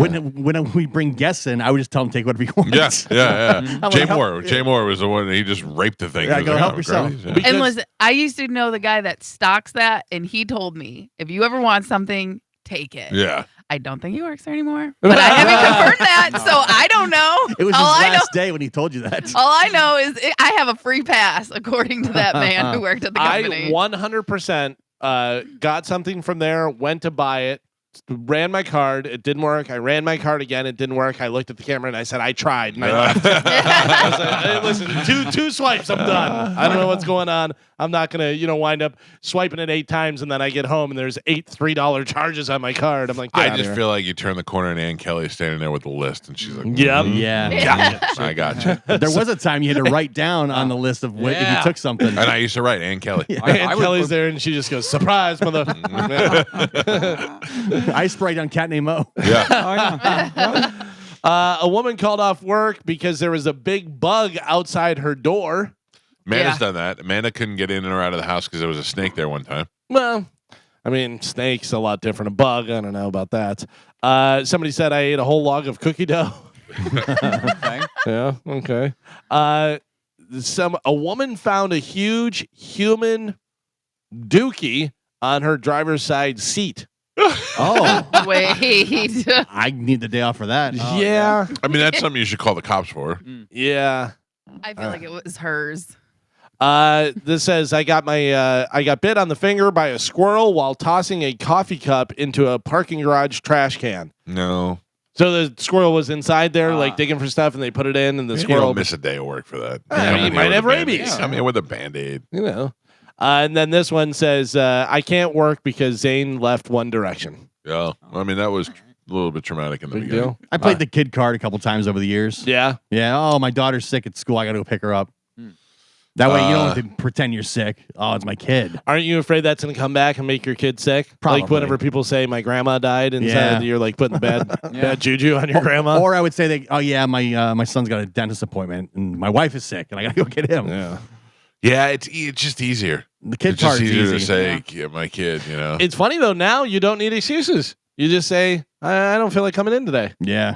And there's nothing they can do about it. No. I mean, Mental health. Although I was going to say eventually they fire you, but if they fire you, then you sue them. Yeah. It's wild. It's the Wild West. out I need there a now. mental health day. Yeah. Let's take one right now. That'd be great. I need it. Does it come with nachos? Do you, Carmen, you need a mental health day? Yeah. Didn't you get one last week? No. Were you were here every day last week? No, that was called vacation. Oh, I was and saying. it wasn't really a vacation. I wasn't on a 7-day cruise like you. No, I wasn't was- trying to. I was saying, weren't you like? Because every once in a while, you deserve a break. Yeah, no. Last week we were off for 3 weeks, but again, just everything that's going on. I was still driving to Sarasota every day and Yeah. getting ready for the season and helping Chad get his classroom ready, and then also getting the house ready. Fertilize your Carmen eggs. did take a break yesterday during the show. Listen, true. that was not a break. That was an emergency. Category 5. Yeah. You were putting in extra work. Listen, I don't know. I would say in the list of least controllable bowels, it would be me, then Carmen. Yeah. Yeah. Oh, 100%. I think But it's Carmen's not- above you. She Really? Yeah, she leaves more often. It's true. We don't really you just hear about mine. Yeah. Right. Yeah, listen, mine's not uncontrollable. Mine is if I have to go, I have to go. And right now, I'm in a state where that Oh. is even more so. Why? Don't have Florida? Woman problem. Oh. So when you have lady time of the month, Yeah. that makes you also have to go a number 2 more, or just so- gives you stomach It problems. feels like. No, sometimes it makes me constipated. So then when I do have to go, and then it also Why is it more gross to think about her constipated than it is going? Could you just imagine her red face and sweating? Yeah. Her temples flaring. Get angry at it. well, it's just like a stomach ache, and I can't go. And I'm like, if only I could go. And Yeah. then eventually, when it does come, it's Yeah, like Christmas. hot and fast. I mean, you know, Just like breakfast. Carmen, Yeah. may I suggest athletic greens? Again, I don't have it's not that. It's my woman time. Like I know, that- but I that's think part it of the symptoms. softens everything up. Kind of. Yeah, like, but you know, flush the Carmen's, system. Carmen's gonna go in her backyard and make her own athletic That's greens. true. Yeah. Just gnawing on a leaf. Yeah, take a bunch of stuff and grind it up. Listen, I have been eating chili for the past 4 Oh, weeks. what? That's Oh, why. why am I going to the bathroom so much? I have no idea. I'm wailing on chili. All this fiber. But I'm saying I do that before. I didn't do this time, but I usually try and do it the week before to help load myself up with fiber so I can avoid the constipation problem. But periods don't care about that. I'm not saying this that it doesn't. I'm saying what is the big fiber in chili? The beans? Beans. Yeah. Yeah. Okay. Beans have a lot of fiber, and then I also add chia seeds, and you don't know they're in there either. Right. Ugh. But I also add carrots and broccoli in my chili. Well, see you at the football game, Carrots folks. and broccoli in your Broccoli. chili. That's a soup. No, but listen, so what I do, I put it through the food processor, so the carrots almost mimic extra meat, you know what I mean? And then the broccoli, again, it's just another vegetable to add vegetables to it, so I don't have to pair it. But again, I put it through the food processor, and I make it into rice, or you know what I mean? So you don't even know it's in there. Yeah, Okay, I I'm guess buying so. that. Yeah, it's so good. Hot and fast. Yeah, like I said, I've made chili 3 weeks in a row. I can't stop eating it. It's We so had- good. Carmen's hot and fast. You don't know whether you're getting chili or something else. You guess. We'll put it on a plate. You figure it out. It sounds to me like you should be crapping like crazy. Yeah. With your ground up broccoli and all that. Listen, like I said, but again, when it comes to your period, like it doesn't matter. Stop saying that word. Yes. What? Listen, you want to talk about it. Yeah. So stop asking me questions. I'm sad that you're getting one. Yeah.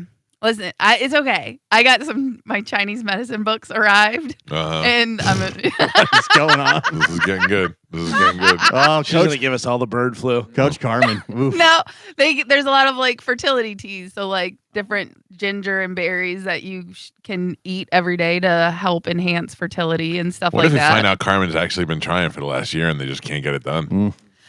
I promise you that is not the case. Oh, okay. Yeah, All right. we just decided this, and we just started practicing it. I'm looking for Chad- a little chamber Yeah, and Chad is now obsessed with having a baby. practicing. Oh, he's gonna switch holes. No. It won't be after this conversation. Hot and fast, baby. Yeah. You know what? I'm going to pass on that. Chili broccoli farts. I think I got a chia seed on me. Yeah. By the way, while we were talking on the news, they were showing, I guess, Monster Jam is this weekend. Yeah. And it had, they have a female driver that drives a unicorn truck. Did you Oh. see it? It's No. it's a truck and it's all decorated and stuff. Has a big horn off the front of it. So it's in Amalie Arena, or I'm sorry, Bakersfield Park, whatever they call it. Benchmark International. Yeah. Bakersfield Park. It's in that thing tonight, and I kind of like Monster Jam once every 2 years or so. Mm. So I picked my daughter up from school yesterday, and I go, "Hey, do you and your friends want to go to Monster Jam tomorrow?" And she went, "No." And I went, "What about you?" "No." "You don't think?" "No." And I went, "I kind of really wanted to go." And she goes, "So go." And I went, "All right, Oh, don't be so rude. snotty." I don't know why I thought my daughter would want to go. I It's saw a done. thing yesterday that I sent to my son. I go, "Oh, you want to go to this? Did you see the Halloween Horror Nights? Is Fallout the video Oh, game? no. Yeah. No, Which I think he'll dig that. I love Halloween Horror I Nights. don't. Yeah, I'm so- definitely going to Well, go. you don't like Halloween at Right, all, right, so you right. don't like to be scared or any No, of that stuff. I like it This fire. is pretty wild. A 30-year-old indigenous woman in Mexico recently entered a 39-mile ultra marathon and won it. Not that big of a deal that she won it. pretty It's a big deal. Whatever. She had no equipment. She ran the whole thing in sandals in the traditional clothing of her tribe that they wear. She also had to walk 14 miles to get to the start line from where they live. Yeah, and then she ran it in like a dress, and sandals. a colorful dress and sandals. Yeah, I actually have a picture I can send you guys here. Yeah, and won the whole thing. 39 miles, ultra marathon. Wow. Yeah. I saw David Goggins ran one yesterday. It's Like a super 200 miler, yeah. Ultra marathon. That's crazy. He's wild. And when he gets done, he's not even like, it's not even like he's breathing heavy and he's like, oh my God, that was under. He's flexing and he's like, yeah, there you go. You like that? I'm like, But doesn't he talk about like always having like knee pain and stuff? Carmen, he has so much knee pain and so many knee problems and everything, but he still does it. He did an ultra marathon. The first ultra marathon that he did, he wanted to get into Badwater, and you have to complete a 100-miler before you can even be invited to do that. Right. And he talked to the guy, and the guy goes, there's a race this weekend. If you do that, he goes, then we can talk to her. He goes, all right, never done one before, did it on a broken foot, broke his foot and finished it. And I think he may have come in first or second, whatever. Jeez. Yeah, he's just one of those guys that's so mentally solid that doesn't matter. Yeah, But but like- he has such bad Yeah. knee problems that he just finishes anyways. I peed in the bidet once because I didn't feel like walking down the hall to Exactly. the toilet. That But is like, wild. I'm like, wouldn't you be concerned about having to have like knee replacement or like later in life, like having your legs amputated because of all these things and problems that you're doing? I would bet he has concerns with his knees, but that's what he does. I think he already had stuff done. I think he actually already had stuff done, but still has. Yeah, he's crazy. He also his thing is overcoming the pain and Right. ignoring the pain. And all and that Right. stuff. it's all mental that Right. you can get past that and stuff. He also stretches like 8 hours a day. Oh. How do you have that much time to All right, stretch? stretch. Yeah. Yeah, and do all that stuff. It's wild. By the way, speaking of running, Nike founder Phil Knight just donated how much to the Cancer Institute? How much would he's $10 million. He's a rich. $10 million would be a huge deal. Yeah. Sure. $110 million. $110 million. Carmen, any guesses? 50 million. $50 million somebody's donating. Joe? 100 million. Nike founder Phil Knight just donated $2 billion to the Cancer Institute at Oregon Health and Science University. His foundation says it's the largest single donation ever made to a college, university, or health group in the U.S. So what's he got to be? 80-something years old? Probably, Yeah, 80 years old. He doesn't need more than a couple other $1 billion. $2 billion. I mean, how do we not cure cancer if we got $2 billion? It's more Yeah. They don't want more to. profitable. By the way, he's worth about $36 billion. Billion. Yeah, Yeah. $36 billion. Take two. And he's 87 years old. Oh, Yeah, man. so he's he's up going to there. start giving it away left and right. Yeah. I need to write him. Yeah. I need some Nike gear. Dear Phil, I have not been able to poop in 3 days. I feel that some of your donations may help that. Hot and fast. Yeah, what if they change Nike from Just Do It to Hot and Fast? I want a piece of that. Or just chili. A study looked at more than 2 million song titles and determined the name that appears in the most song titles is what? What Name a proper name? Proper name, male or female. Which one in the most song titles? Stacy. Stacy. Jane. Stacy's mom. What? Jane. Jane? Mary. Mary? Billy. Billy. I can tell you, one of you just got the runner-up. The Jane. runner-up is Mary. Mary. Yes. The name that appears in the most song titles is, what did you say? Billy. Billy? Can you tell us boy or girl? Well, okay, I'll narrow it down. We'll go another round. It is a male. Male name, not Billy. Oh, Johnny. Oh, that's a good one, Gio. Nope. Hold on. Tommy. Carmen? Joe? Oh, James. Jesus. I don't know. I blanked. You almost got me, Carmen. I almost spit my coffee Are out. you saying Jesus or Jesus? You can't think of anything. I'm going with Jesus. Jesus, take the wheel. Yeah. Gio, so close. What did you say? Johnny. Johnny is number 4. Number 1 is John. John. All right. Yeah, so John, the runner-up was I'd give Mary. you that. I'd give you Followed, well, but it's also in Separate, there. yeah. So it's John, Mary, Maria, Johnny, and David. that. I can't think of one song named with John in it. I was thinking Johnny Be Good. Yeah. Johnny. Well, that's a John. Johnny, yeah. Let me see. Dear John. Song John. titles. John. I don't know. I can't think of a John song Old either. John. This is just all Johnny Cash songs. That's not songs with the name John or Johnny in it. John. Well, but in it, I want the title. I don't know. It's not really showing me anything. Yeah, I'm trying to think of something. John. Johnny Be Good. John. But that's Johnny. Big Bad John would be a John song. Is that Big Bad? Big Bad John? The Big Bad John? Yeah. And then there's I don't Not know. Now John, Pink Floyd. Dear John, Taylor Swift. The Ballad of John and Yoko. Ugh. Mm. All right. You win, John. Well, there you go, John. Congratulations. Tom Cruise reportedly declined to receive a Kennedy Center honor due to scheduling conflicts. Oh, yeah. Is that what it is? Yeah. Schedule. I'm going to be somewhere out. I'm going to be. He's not very good. Not a good actor. Nope. Kind of short. Never liked him. No talent. Movies don't make any money. Really? Because it seems like It they make seems a like lot of he's money. going to be okay. Yeah, I don't know. Seems weird. There is bad news for Carmen. Carmen. Oh, no. Yeah, I know. Listen. Hot and fast. Yeah. Slow Coming and in at cold. you. Big and fat. Megadeth has announced their Oh. final Bad news for Carmen.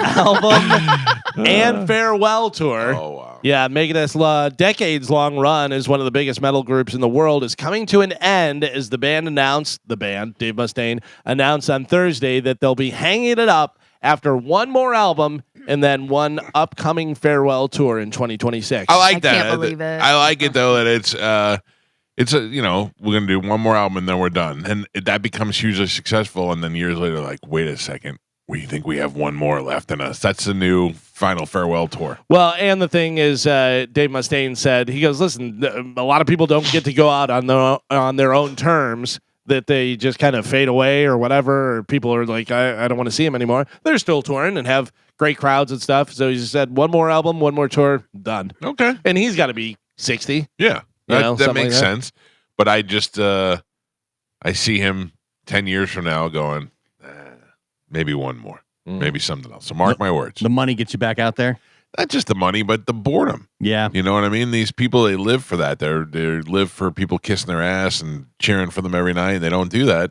They miss it after a while. One of my all-time favorite moments on this show was Dave Mustaine's hatred of Joe. Yes. And how he wanted everybody to know so much that not only did he tell us he hated Joe, but then he wrote it on the guitar. Yes, that I should fire you immediately. Immediately. Yeah. He called for my termination. Yeah. And you know what, Joe? Idiot. Much like Galvin has called for your termination several times. And I have completely insisted that you are valuable to the show, and I could not do it without you. Do you want me to write it on a guitar for you? No, I no, like that. no, I'm good. I already have it. Thank you. Hit you over the head with it? Guitar actually hangs in the studio. Yep. As a reminder that Joe right should there. be fired. Yep. Yeah. This is pretty wild. Macaulay Culkin's stunt double for Home Alone was a very short 30-year-old man named Larry. And they say Macaulay would get worried about Larry's safety during scenes because he thought Larry was like 13. Right. He didn't realize he was a 30-year-old guy. That's adorable. That's adorable. Oh, man. How bad is your life if you're a 30-year-old that looks like you're an 11-year-old kid? Yeah. Yeah. But you're making the most of it. You know what I mean? Like but you're you can't, you're not getting laid. You're not meeting girls. No, I work in the movies. I play little kids. Right. Oh, my God. You starred in the movie? No, I wouldn't say star. I was You in know Home the Alone. star? I was in it. Yeah. You know when he falls down the stairs? That's actually me. No, the tumbles. That was me. Yeah. You think that was McCulkin? That was all me. I Carmen. like that you just combine that kid's name as McCulkin. Macaulay Culkin is McCulkin. That's it, man. That is it. He's McCulkin from now on. McCulkin. What's his brother's name? Kieran? Yeah. Kierolkin. It's like McLovin. Yeah. McCulkin. You're a 35-year-old organ donor from Hawaii. Carmen, how much would you pay for a seat cushion that Justin Bieber sat on? $5. $5? Well, you're not going to get it. Okay. Justin Bieber got a PB&J burger at the Roadhouse Diner in Great Falls, Montana this last week, and someone paid $300 for the seat cushion that he used. The money was split between the cooks and the server and stuff. They're like, yeah, we'll sell it to you. I have to tell you, I feel bad for that Hey, kid. Justin Bieber sat in this one, too. I feel bad for him. The more I watch videos, he just can't do anything. He can't live his life. And I know he chose that, but he kind of was brought into it was as young. a child. Yeah. I Right. mean, he can't have any peace. He can't do anything. He's got to be. I think he brings it on himself a lot. Because think he wants to be normal, and he but can't have a again, normal life. You don't have to live in downtown Los Angeles and go walking for coffee. Yeah, I know. exactly. But who doesn't just want to go to the cafe and enjoy a cup of coffee? There's Also, ways around it. maybe don't wear a bright yellow puffy jacket and a Yeah. winter hat in 80 degrees and, the sunglasses and pull up in your, With your 3 bodyguards. Bugatti and exactly. Like that type of stuff. But also, what's the trade-off for that hundreds of millions of dollars that you got? And I'm not saying whether it's right or wrong, but I'm saying, if you had to be bothered by people all the time, would you take $500 million for it? Yeah, I don't think it's a. I don't know. For somebody who has a infinitesimal fraction of what Justin Bieber goes through as far as meeting listeners of the show and fans of the show, I don't mind it at all. But I'm not nearly inundated like he is. I walk away from most engagements with listeners feeling good, like that they like the show, and I feel good that they're there. I mean, think about if you had listeners just outside your house every morning. That would drive me insane. And as much as you think you'd want that, I can't imagine I can't go out and walk my dogs, or I can't pee in the backyard. It seems the paparazzi is worse than fans. Yes. It's mainly they're the ones that are trying to piss wanna them get a off story. to get something out of it. Yeah. But again, like I said, you don't have to go walking through downtown LA where you're going to be, you're going to be seen instantly. But what if he can't leave LA or New York? What if he has to do it? What if this whole pedophile ring and everything that we've heard of about Hollywood and the Illuminati is somewhat real, and someone has something on him, and if he stops working, they expose him, and it all goes, you know what I mean? Like, you don't know who's holding what over someone's head. And maybe he has to be there. Otherwise, his family's in danger. Right. You know? There's just other stars that are just as famous that you don't see walking to get coffee every single day in downtown LA. And because again, like his fame came when he was so young. So his fans are generational, but also his first fans, they were teenagers, right? Or young girls, and they grew up with him, and now they're in their 30s or 20s and they have money. And then on top of that, now you even have the teenage girls. So he spreads from kids to I'm just saying that I still think that he brings a lot of it on himself by the way the things he goes to attracting attention. You're in play. Do you ever see Taylor Swift walking down the street in LA? No, but I bet she wishes she could. Of course you wish you could, but like she knows that she can't do that, and you know you've got unlimited money for security. There's a lot of celebrities that are in LA that just know that like the people in LA don't really care about celebrities because they see them all the time. I went out to dinner one time and Lisa Kudrow was there. And it was right after Friends, so she was still pretty popular, and nobody cared. Nobody even looked at. They looked at her, and they were like, "Oh, Lisa Kudrow," and I did the same thing. Oh, yeah, there she is. But, I mean, like, what do you do? To Gio's point, if you're pushing and you have bodyguards and you're doing all that stuff, it's like, all right. I always talk about Seinfeld. Seinfeld, who was on the biggest show in the '90s, and he would walk out and be like, "Hey, all right," and go, and you know what I mean? Like, people would be going nuts and doing all that stuff. Just the other day, he was walking through Central Park. Did you see that video? No. By the way, Jerry Seinfeld walks like he's trying to crush bugs. He's like stomping like this on her, but they're like, "Hey, Jerry," and he's like, "Hey," and just kept walking. You know what I mean? Like, I don't know. I get it. He's very popular. Justin Bieber is very popular, and it's a different kind of popular than Jerry Seinfeld. Like, you know, you can't escape it entirely, but I think he puts himself in situations that draws even more attention. Doesn't Taylor Swift have like a huge place in Tennessee or something? Right. You know what I mean? Where she's like... The paparazzi can't get to... Like, there's ways around it when you have that much money, I think. Yeah. She didn't sell her soul. Yeah, it's true. She's just good. And finally in news, do you know anybody that has any kind of Chinese words or symbols or anything on their body as a tattoo? I think that I know what you're going to say. Is it a video? Yes. It's fantastic. Yeah, this is great. Yeah. So a lot of times people will get some sort of Chinese writing and something you don't know, and the tattoo artist doesn't know. I mean, almost got a tattoo in Japan. Yeah. While I was in Japan because they do it with the hammer and the thing there. Yeah.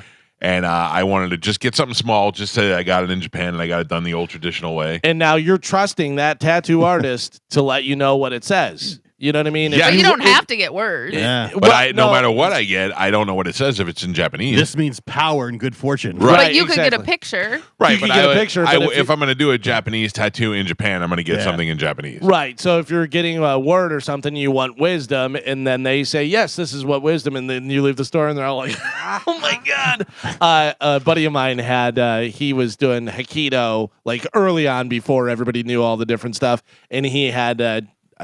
Japanese writing, I guess it was, on his arm. And when anybody would ask him, what does it mean? He goes, it means mind your own business, which I thought was hilarious. But there's a lot of people that have no idea. There is a lady who she's a woman that teaches Chinese, and she's going viral because she's translating people's tattoos. It's great. So it's pictures of different people's tattoos on their neck or their leg and this and that. And she reads it in Mandarin or Cantonese or whatever, and then tells you what it means in English. There's a video that goes along with it, but take a listen. Here you go. 解行仪犹有新天 gibberish 棺材佬 coffin man 蟑螂 cockroach 冰箱 refrigerator 更失败 more failure 志气信孟虎 gibberish 酱油 soy sauce 莫名其妙 odd 劣质煤 low quality coal 小便 pee 心笑爱 star laugh love 癌症家庭娘父兄弟妹 cancer family mom dad older brother younger sister 鸡汤 chicken soup 棺材佬 coffin man again 我吃屁股 I eat Peace. How great is that? I hope that's true. Yeah. I hope that's true. Yeah, we don't even know whether she's right. Right, right. But it's funny. The president has just boarded Air Force One, getting ready to depart D.C. to head on over to Alaska to meet with Putin. Mm-hmm. The news is on it. What did that take? About 2 hours to get there? Not even, right? An hour and a half? Oh, DC to Alaska? Yeah. I don't know, maybe a little bit more. Yeah. Different time zone. Yeah. All right, we'll keep an eye on it. See if Trump actually punches Putin like we said he would. DC to Anchorage is actually, you guys are way off. Yeah. Just under 8 hours. But 8 hours? That's it what must it be says. deep in Alaska. That's what it says. Nonstop flight is 7 hours and 40 minutes. Probably got to go a little west and way north. It is, let's see, 3,375 miles. Yeah. It's up there. 8 hours on that monster jet must be nothing. No. Oh, no. You Yeah. lay And down in they're, your bed, you do some work. yeah, they're doing work and You got doing full all kind of stuff. staff with food, everything you want. You Yeah. get girls on that thing? You meet girls or No, get you girls? get girls. Like, you think presidents have got girls on there that are just for Staff members? staff members? Oh, I'm sure, yeah. What does Bambi do?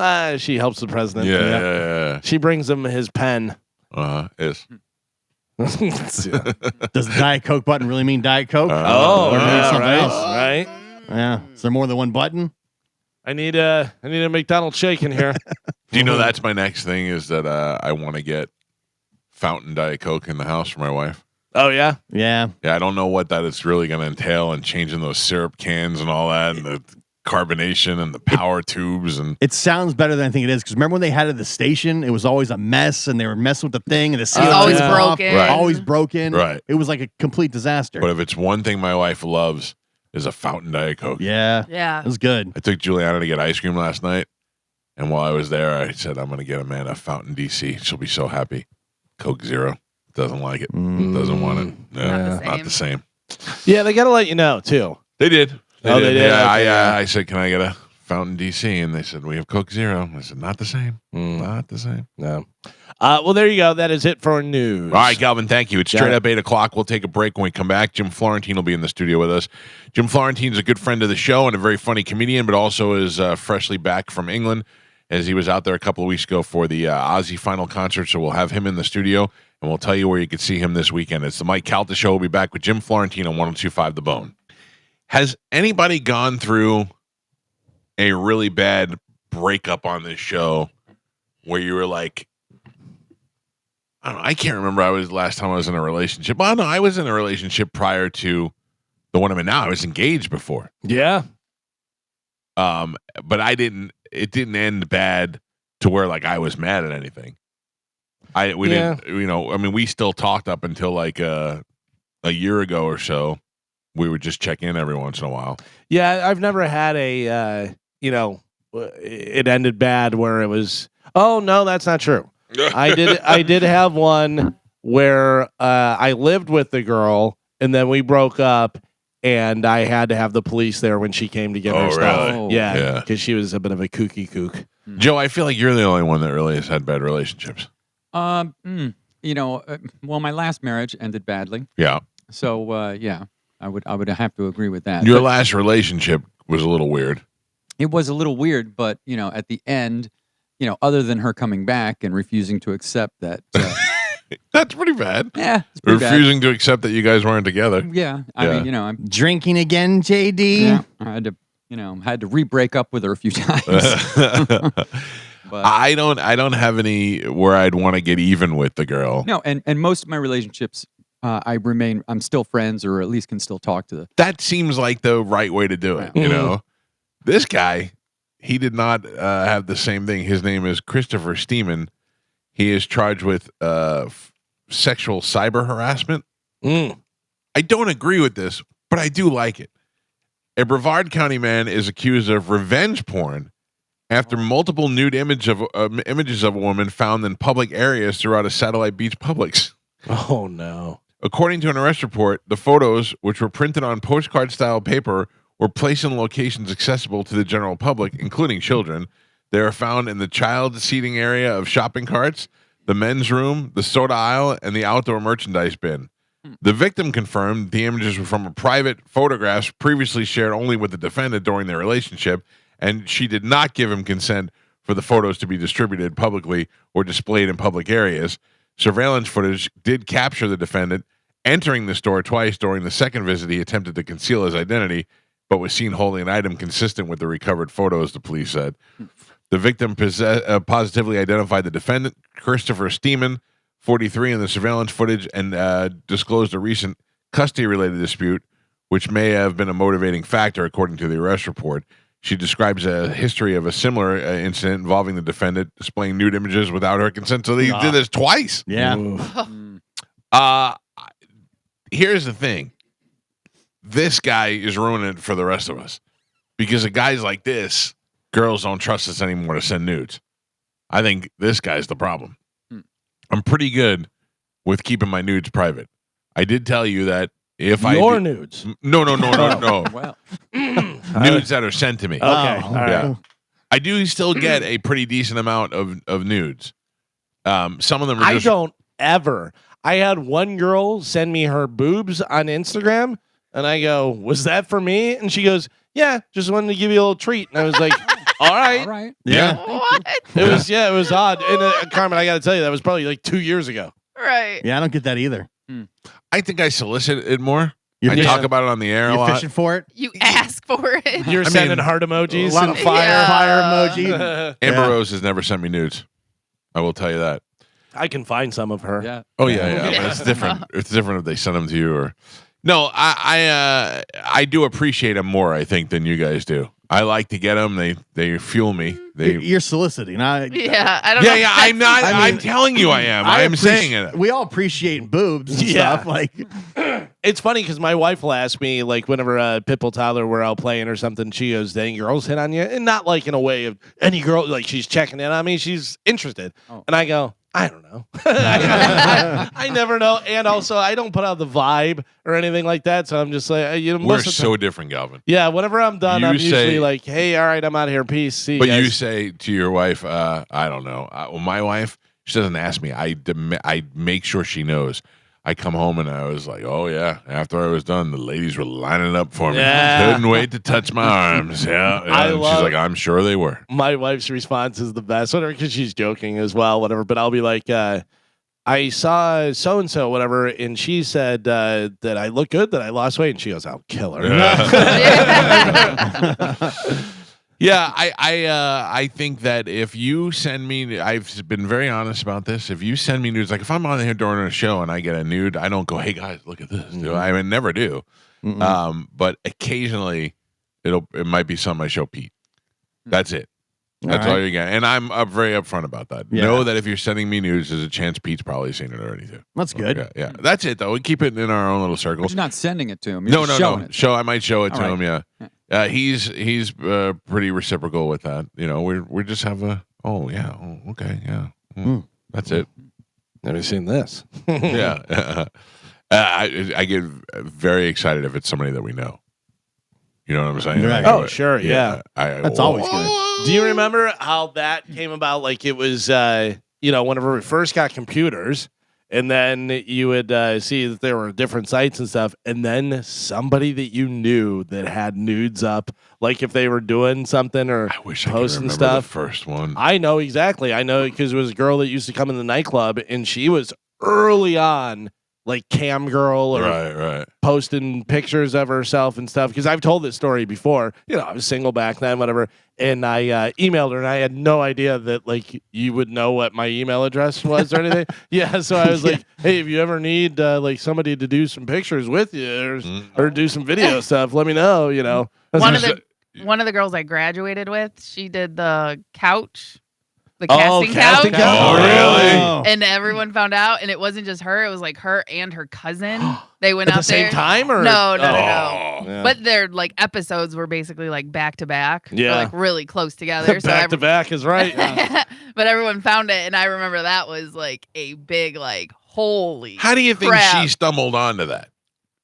I think she was like traveling and just trying to figure out what she wanted to do with her life. And so part of that was going out to LA or wherever that was. Yeah. And just like, oh, let's see if I can make it out here.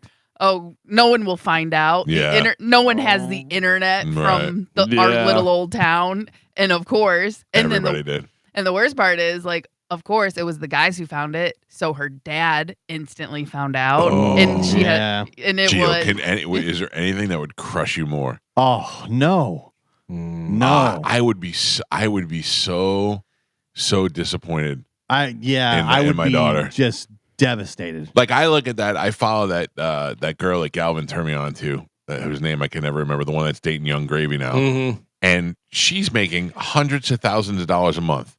And she's super successful, and she has a relationship with her parents. Her father, a good relationship. She just bought her mom a brand new truck or car. Or whatever. And her parents are like, yeah, that's what she does. She's a sex worker, and she does mostly stuff by herself or with other girls. And it's not that bad. I would still be I couldn't even celebrate in the success that my daughter had, which is weird because I don't look down on other girls for doing that. I don't really care. No, but I think if it was my daughter, I would just be crushed.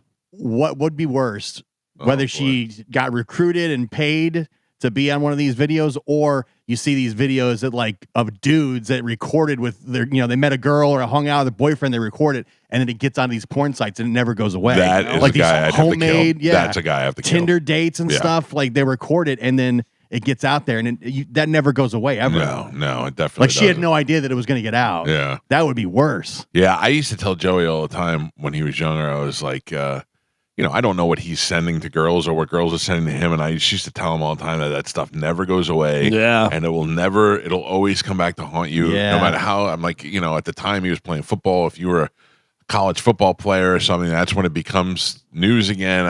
You're going to get drafted, and then all of a sudden, revenge porn comes out. Yeah. I remember when I was living in Tallahassee, you'd go to the bars and the clubs, and there were always people there recruiting for, at the time, Girls Gone Wild, Bang Bus, all those college porn sites. Yeah. There would be people there at the clubs hey, you want to make some money recruiting and trying to get girls to do it. This guy here, Joe is a pioneer in that kind of stuff. I mean, we would be out at Jammin's, and they'd have a wet T-shirt contest, and most of the footage would be stuff that we shot backstage of Joe and Hamill and them shooting video. And here's the crazy thing: all of us working in radio, we all know what people will do for a T-shirt. Oh, yeah. So imagine you're getting your 21-year-old girl or 20-year-old girl in the club, and you're going to get a $250 bar tab or something, whatever. Then they're like, "Yep, all right, here we go."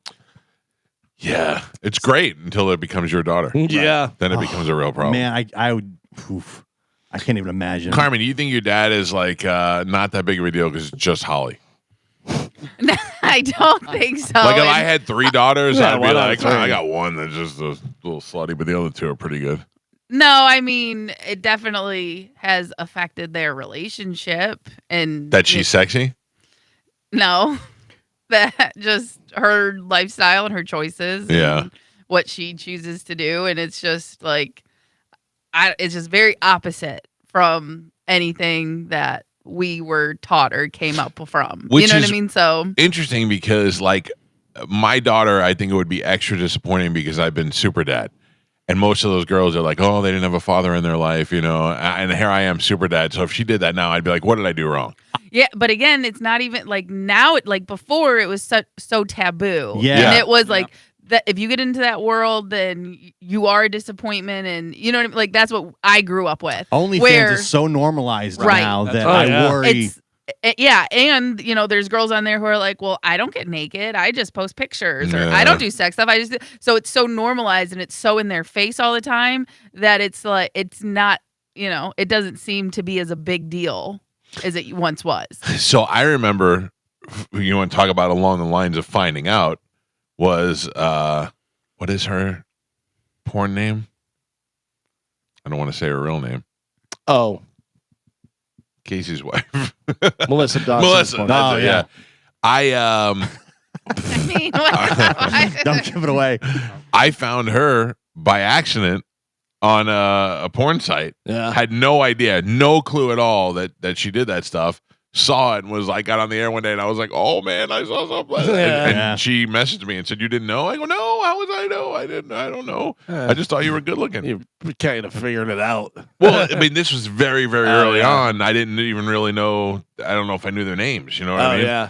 And then since then, I have become friends with them. And I one day on the cruise, we were out in the water talking about stuff, and I go, "Hey, since we're out here, I got questions." And she was like, "Yeah, whatever." I'm like, "You kids, you can't." And she's like, "No, they know. They don't pay attention to it, and they don't." And I was like, that's just it is very. They're very normal people. Yeah, And they're very nice people. They're classy people. It's not like they just have a adult job. Right. An adult job. I always say that about Lilu Love. She's so normal and so sweet and stuff and everything.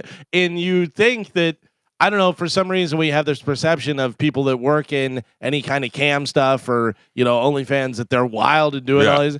She makes money. She makes knows what she's doing. And has no interest in banging any of us. No. Doesn't ever do. She's is married. never Her husband married, films and stuff, and and well, we feel that way because of the porn star Priya, who came in here and started using milkshake straws. Well, yeah, and that's there are some crazy ones. Well, right, and it's certainly different now from when it was just you had to do porn and it was shot by Vivid or whoever that. Yeah. And those girls were pretty wild. The majority of them were, strippers that turned into porn or whatever. There was maybe 1 out of 1,000 that was like, I'm just doing this for a couple of years and then I'm going to be out. All of them probably thought that, and then they're 35 and they're MILFs and doing all that stuff. But yeah, then once cam stuff came about, and especially now OnlyFans and how it is totally mainstream, it's so mainstream, it's crazy. And I'll tell you, Jenna Jameson is the one that put it over. Jenna Jameson is the one that became such a big porn star and became such a pop culture type person, whatever, and was putting it out there and making money. That's when girls really started saying, yeah, it's totally fine for us to show all this stuff and do this stuff. Because she was doing other stuff as well. Like, she wasn't shunned out of Hollywood. Exactly. Well, she's not doing A-list stuff, whatever, but she's, she's doing other things, and she was interviewed a lot, and she'd be doing sports stuff. She was in Howard's movie, Yeah, she definitely became the most recognizable true porn star. Yes. You know what I mean? Yeah. I don't know, man. Yeah, she rose above the other ones. That's what you're saying. What was the one that was that you found out she was like 14 when she was doing porn? Oh yeah, that was Tracy Lords. Yes. Tracy Lords. Of course, Creep knows. Joey probably shot the video. Yeah. Sicko. But she went on to do some mainstream stuff too, and I think that's because Hollywood people felt bad for her. Not that she didn't have the talent, but that they felt bad that she had been sucked in at such a young age. Probably not the best choice of words to use, I don't know. If your daughter comes to you when she's of age and says, "I'm going to start an OnlyFans," I would really be disappointed.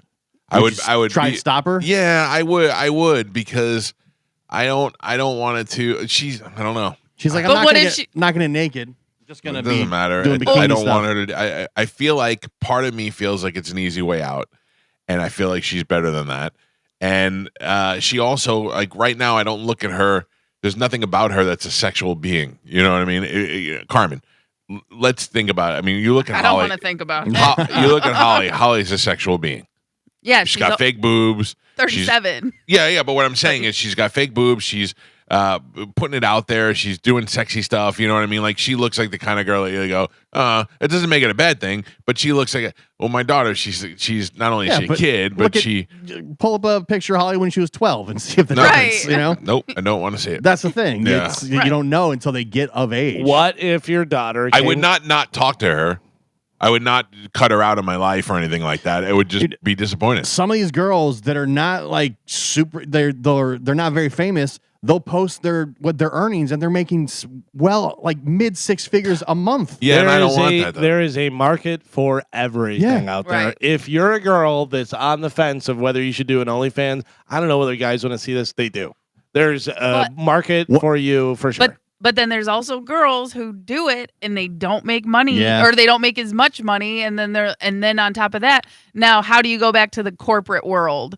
If someone finds that, so then what can you do? Yeah, you don't. Really so now you've ruined your future, or you know what I mean? Like, there's a bunch of things. I feel like my wife is missing an opportunity to do something non-sexual altogether, but like along the lines of Dr. Pimple Popper, where she can do her therapy. Something she has some sort of niche thing that she does on Instagram, kind of like Cody, where she does like short little videos of something. Like I watched a woman the other day that was a therapist, and she did a thing. She goes, "All right, close your eyes and do this, and think of a color, and now try to find something in the room with that color." And she does, and it turned out that it was just garbage. I did it to see what she was doing, and it was garbage. But she was attractive, and she had 250,000 followers. Sure, and that was just from being attractive. And I thought to my wife, if I could find the one thing that she could do, I think that she'd be pretty good at that. Yeah, you only hear like the success stories on OnlyFans, you know? Right. Like But there are plenty of girls. Yeah, there's plenty of girls that tried it and didn't make any money. But also the thing about why that, is every OnlyFans girl in the top top percent. 1%? That's what I asked. What's her name that was in here? Moose's stepdaughter or whatever. Yeah, I think Genesis. I took statistics in college. You can make yourself the 1% of anything. You know. But here's the thing, also, Carmen, is you have to put time into it and do it. It's a lot like you can be a realtor, but if you want to be successful, you got to do a lot of stuff. Well, and that's what and that's the part that a lot of girls don't think of. They think their platform just comes to them is OnlyFans, right? Where no, a lot of the girls that are successful on OnlyFans, they keep up with Instagram, they keep up with TikTok, but both those platforms have different rules that you have to abide by. So you can only do bikini stuff on these two, but then you have to draw people, but that's how your family finds out you do it. So if you're trying to do it secretly, I'll prove it to you, Carmen, that's absolutely correct. Is how many guys in this room, by a show of hands, have never seen a girl on Instagram and then checked her link to see if she had an OnlyFans? 100%. Yeah. Oh, yeah. Well, you have to. Yeah. You see a girl on there and you're like, oh, she's got to have an OnlyFans. And then you click the link tree and you're like, yep, there it is. Also, I don't think I could bring myself to pay for OnlyFans. And you don't have to. I'm telling you right now, you find a girl on Instagram, I could probably find her on Reddit. Yeah. Let me ask you a question. You get a girl on OnlyFans that you just think is absolutely gorgeous, and you're like, I gotta see that. Yeah. Just the curiosity doesn't get to you. There's been nobody thus far that got me like that, where I'm like, I gotta pay this girl to see her. There were a couple. I mean, I must have paid a total of $35 in OnlyFans in my life. Okay, but one was one girl that I just thought was so gorgeous, I wanted to see more. Yeah. The rest were just girls that I kind of knew. I'm like, oh, I know that girl. You know what I mean? I gotta see that. I gotta know that. That was it. That was just girls I know. And then I was over with it and done with it. And I was, And then you wonder if they can see your credit card bill. If they can see that. They can. Oh, they can. They can. Yeah. You just hold off, Gio. That one girl that I did join that listened to the show. I don't want to say her. I don't know what I can say, what I can't say. But she's gorgeous. And she's a listener of the show, and I'm like, oh yeah. And then she messaged me and says, "Oh, you finally gave in." I was like, "Yeah, I got." But I wasn't trying to hide it. You know what I mean? I'll talk about it on the air. So, but again, I almost think that's what makes it worse if you know them, because for whatever reason in your mind, like now you want to see them and hang out with them, or you have access to them. I don't know. I think that's I am like the one chick that I was just talking about. She's just super pretty dressed. You know what I mean? And I've met her and she's come out too, but she's also there with her husband. You know what I'm saying? So I'm not trying to, it's the closest thing. You know what I mean? I'm not trying to bang them, but I wouldn't mind seeing her naked. You know what I mean? She got big fake boobies. I wouldn't mind seeing them. You know, that's it though. Just out of curiosity. And then after 1 month, you're done. You know, you see it. You think you're done. You think you're done. There's so many more people out there that have like piqued my curiosity, but that's when you have to have some control. You know, I remember when OnlyFans first started, and I talked to Bert, and Bert's like, "Oh yeah, I just joined them all." Like, what do you mean? He goes, "I just pay for them." I go, "Leanne doesn't care," and she goes, "No, she doesn't care. It's $5 a month or whatever." Yeah, but once you're spending $35 a month, that becomes something. You know? Yeah. And you forget about it, and you've been paying for it for the last 4 years. Yeah. I follow that Carter Cruz that was DJing on Bert's tour. She was a porn star. Oh, yeah? They found her doing porn, and she also did DJ and stuff, and they were like, hey, do you want to come DJ for us? I thought, that's great. I got to tell you, too, there are DJs that you can see are DJing, and they have records, and they're doing stuff with records and everything. But there's also DJs that are just pushing a button. Yep. They actually have where they'll show they're turning dials and doing stuff, and they're like, it's not even connected. Yeah. You know, it's just a hot girl with bunny ears on, and you're like, all right. Fine with me. She's a great DJ. As long as she looks good. Yeah. All right, let's take a break. When we come back, Jim Florentine is here. He will join us in the studio. Is Chad Zumag with him? Yes. Still listen anyway, though. Don't let that stop you. It's the Mike Calta Show. It's 102.5 The Bone. In the studio with us is our friend Jim Florentine. Longtime friend of the show, Jim Florentine. It's been probably 15, 20 years. Yeah, we've been going for a long time. I'm about ready to wrap it up. Not our friendship. I mean, the show. Not the show, our friendship. Yeah. I always talk about this, especially when you're here, but I sat down at 39 and a half years old and said, I want to do a roast, and this is my dream team. And you were on that dream team, and we got every one of the only person that we wanted to come on that refused to come on was Nick DiPaolo. And I was still... Nick wouldn't do it? Well, Nick had done the show 6 times or so up at that point, and when we asked him to do it, he was the only comic to say no, and he said he really didn't feel like he knew the show well enough to come in and roast me, which is great. All you do is make fat jokes. You know what I mean? And then you hit everybody that's on the panel. Right. He knew all the comics that were on the panel. That was the thing. So the next time he came to town and they tried to book him on the show, I go, I don't feel like I know him. so we didn't have him on. Then the next time he came to town, we did have him on, and then we squashed it. I mean, he's Nick. He's a miserable prick as it is. So that was me, Norton, Burt Kreischer, Greg Fitzsimmons, Robert Kelly, Stengel Brothers, right? The Stengel brothers, Fitzsimmons. Fitzsimmons. I mean, like I picked all my guys that I always loved from O&A and from Howard's show that I knew back in the day, and then were able to become friends with and have them on my show. And I said, if I'm going to do it, this is the way I'd want to do it. And we'll throw out a wide net and we'll see what we can get. And we got every one of them. I couldn't have asked for a better. I got a Comedy Central style roast. Yeah, I got to tell you, out of all the stuff we've done over the years and stuff, I think the Punch Out was great. Yeah. But I think that the roast may have been my favorite thing. I think that was the most fun night because it was just a blast. And I think, if I remember correctly, I think your wife had the best set. She rocked it. She Yeah. murdered She you. made me so. I know. I mean, you love your wife and you don't want her to do these jokes. She had a joke about you that I had to tell her no, and I was like, no, that's too much.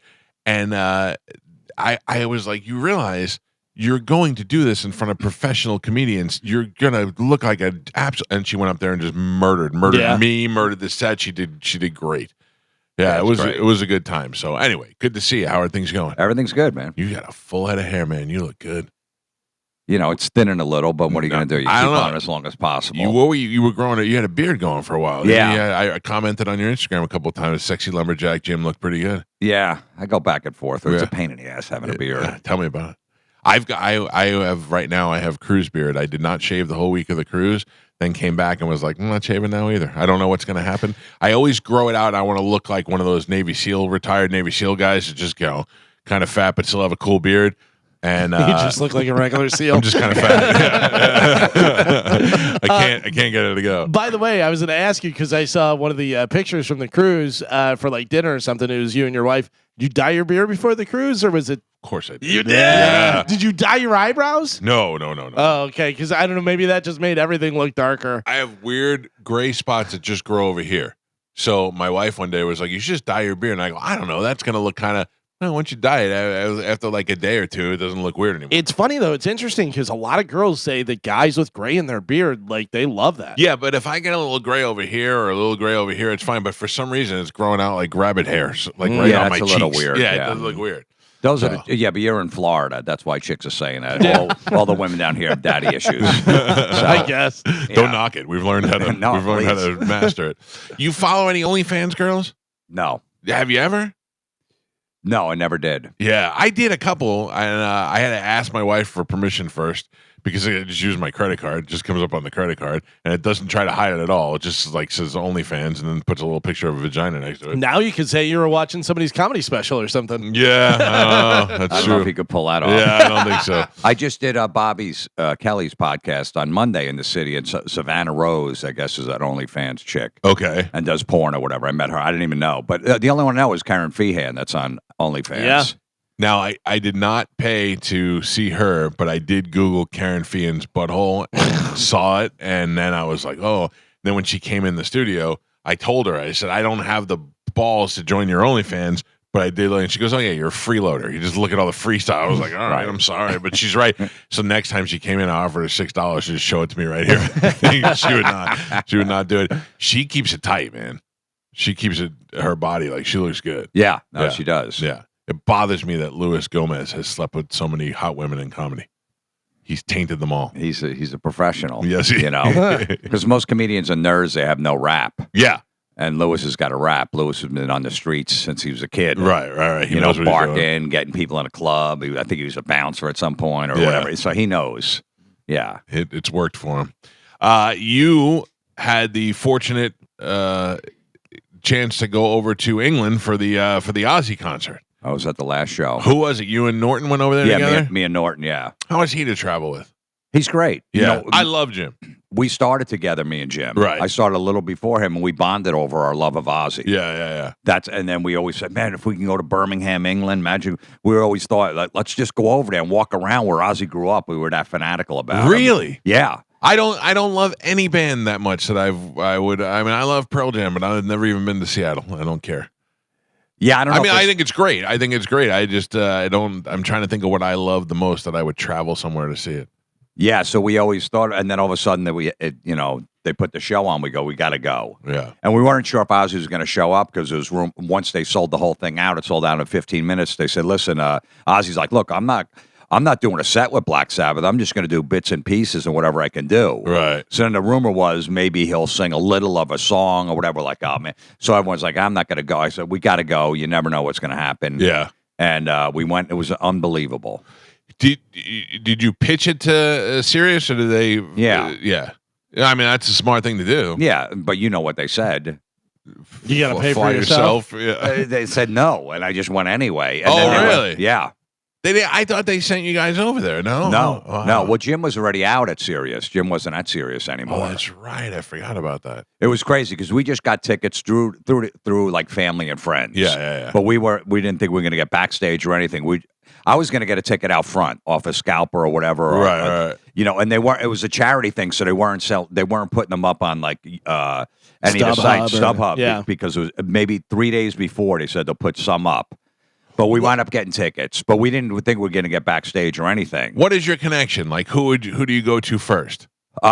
Sharon Osbourne. So you can call Sharon if you wanted to. No, but her assistant. Okay, Jim knows. Yeah. And our manager, we have the same manager, me and Jim. So he contacted. Well, they'll get 2 tickets because he said we're going to be over there. So don't worry, we'll hook them up. You have to pay full price because it's charity with no problem. Because you guys are probably the only ones asking for tickets, right? Yeah, I know. but also, I mean, you are both huge fans. She knows that. You have the rock show. Jim has had Ozzy on the show before. Like you two are somebody that I'd want to for have a long there. time. Yeah. Sharon. You know, they hired me, Sharon, and Sharon basically for Ozzy's Boneyard on Sirius. I still work on there. Right. And Jim's been to Ozzy's house. Jim's really close to Ozzy. Yeah. He went to his 70th birthday and all that stuff, so they know him forever. But he hasn't hit him up in a long time because Ozzy hasn't done anything. Mm-hmm. And then so we get outside this the day before the venue, and they're selling merchandise outside the venue. So me and Jim had a day off and go, you know what, let's just go down there, get the merchandise so we don't have to carry it the next day. Because we're going to buy every shirt. Smart. Right. So we get down there, and then Jim goes, I'm gonna text Sharon's assistant. I haven't texted him in 10 years.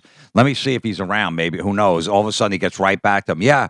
Where are you guys? I can hook you up. Come to Gate G. Oh, nice. Wow. Next thing I know, we're in there, and it was like the day before, so we watched all rehearsals. Oh, that's awesome. Cool. Was amazing. I mean, Steven Tyler coming out. Yeah, Dude, who knew? Who expected that? Unbelievable. He crushed. He hasn't sang in like 3 years because he had that throat issue. And they canceled the tour, and so he said, listen, I can't sing anymore. And then he came out and did that, and everyone was like, you can't sing anymore? Because that was pretty good. And meanwhile, 2 nights ago, Joe Perry plays here with Chris Robinson singing and the guys from Stone Temple Pilots playing in his band. Yeah. I mean, they both still have it going. Yeah. So we saw that. Sammy Hagar was there. We saw all the rehearsals, and Nuno Betancourt was He's unbelievable. amazing. No, it's funny because all those old metalheads, I was in the crowd with them. They have no idea who Nuno is. That guy from Extreme, he's that good. They didn't know he's he was great. that good because all they know is more than words. Yeah. Oh, yeah. Exactly. So they never knew that guy was a good. I go, he's the modern day Eddie Van Halen. Yeah, he can he's play unbelievable. anything, and he definitely helped out Jakey Lee. Yeah, Jake's got arthritis in his wrist. So I interviewed him. He said, "Look, I can't play a Bark of the Moon. It's too much for my, with the arthritis and stuff." So he did Shot in the Dark and Ultimate Sin. Because if you saw him on the second song, he went to play like a lead melody thing, whatever, and he started it, and then he just kind of like went like this and shrugged his shoulders, and I felt so bad. I'm like, oh God, because he's one of my favorites. I love Jakey Lee. People went crazy with Jakey Lee backstage. Like Paul McCartney was there. Oh, yeah? Everyone was bowing to the guy because he hasn't been around in forever. Yeah. He popped up like 10 years ago for like a year, and that was it. And didn't he recently get like shot like 3 times? He got shot in Vegas. Yeah. Recovered from that. And Ozzy hasn't seen him in 38 years since he fired him. Oh, that's crazy. And it was the first time Axl and Ozzy ever met. Yeah, Yeah, we read that's about hard to believe. Which is crazy. Because, Yeah. well, Axl hibernated for 25 years. But yeah, and it's the first time him and Hetfield seen each other since 92 when they saw had the that picture tour. of them talking. Right. When they had all that drama on the Yeah, tour. yeah. That's the first time they saw each other. He seems like he's kind of got his. I mean, it doesn't sound great, but he seems like he's kind of got his act together now. Like he looks healthier and he looks like he's kind of normal now. When you can gross like 4 or 5 million a show. Yeah, that'll do it. You to get your act together. Yeah. He shows up on time. No, he's been good. I mean, his voice was. Everyone was complaining about his voice. Well, he did Axl. sound very Mickey Mouse-ish, and like people have been saying. I mean, he sounds He's that singing high all pitch. falsetto. Yeah. Well, you know what happened was they usually take 4 days off between the shows to rest his voice, Axl. Okay. So they did a show the night before in Sweden. 3 hours and 15 minutes their shows are. They got on a plane at 2 a.m, got to Birmingham at like 4 a.m., had a sound check at 10 a.m., and he was on stage like 6 hours later. Okay. Yeah, but Okay. also it's not like that's the only show where he sounds like Mickey Mouse. He's been sounding like Mickey Mouse for the last year that they've been touring. The year they came back and then he sang with AC/DC for 10 shows. Yeah. He was unbelievable. Yeah, he sounded good then where he was using more of his Axl voice, but also, you look at Appetite for Destruction was recorded when he was 20-something, whatever. Like Brian Johnson said, he goes, if I would have known we'd been around this long, I wouldn't have sang that high. Yep. Who's the band that Sharon nixed off the tour?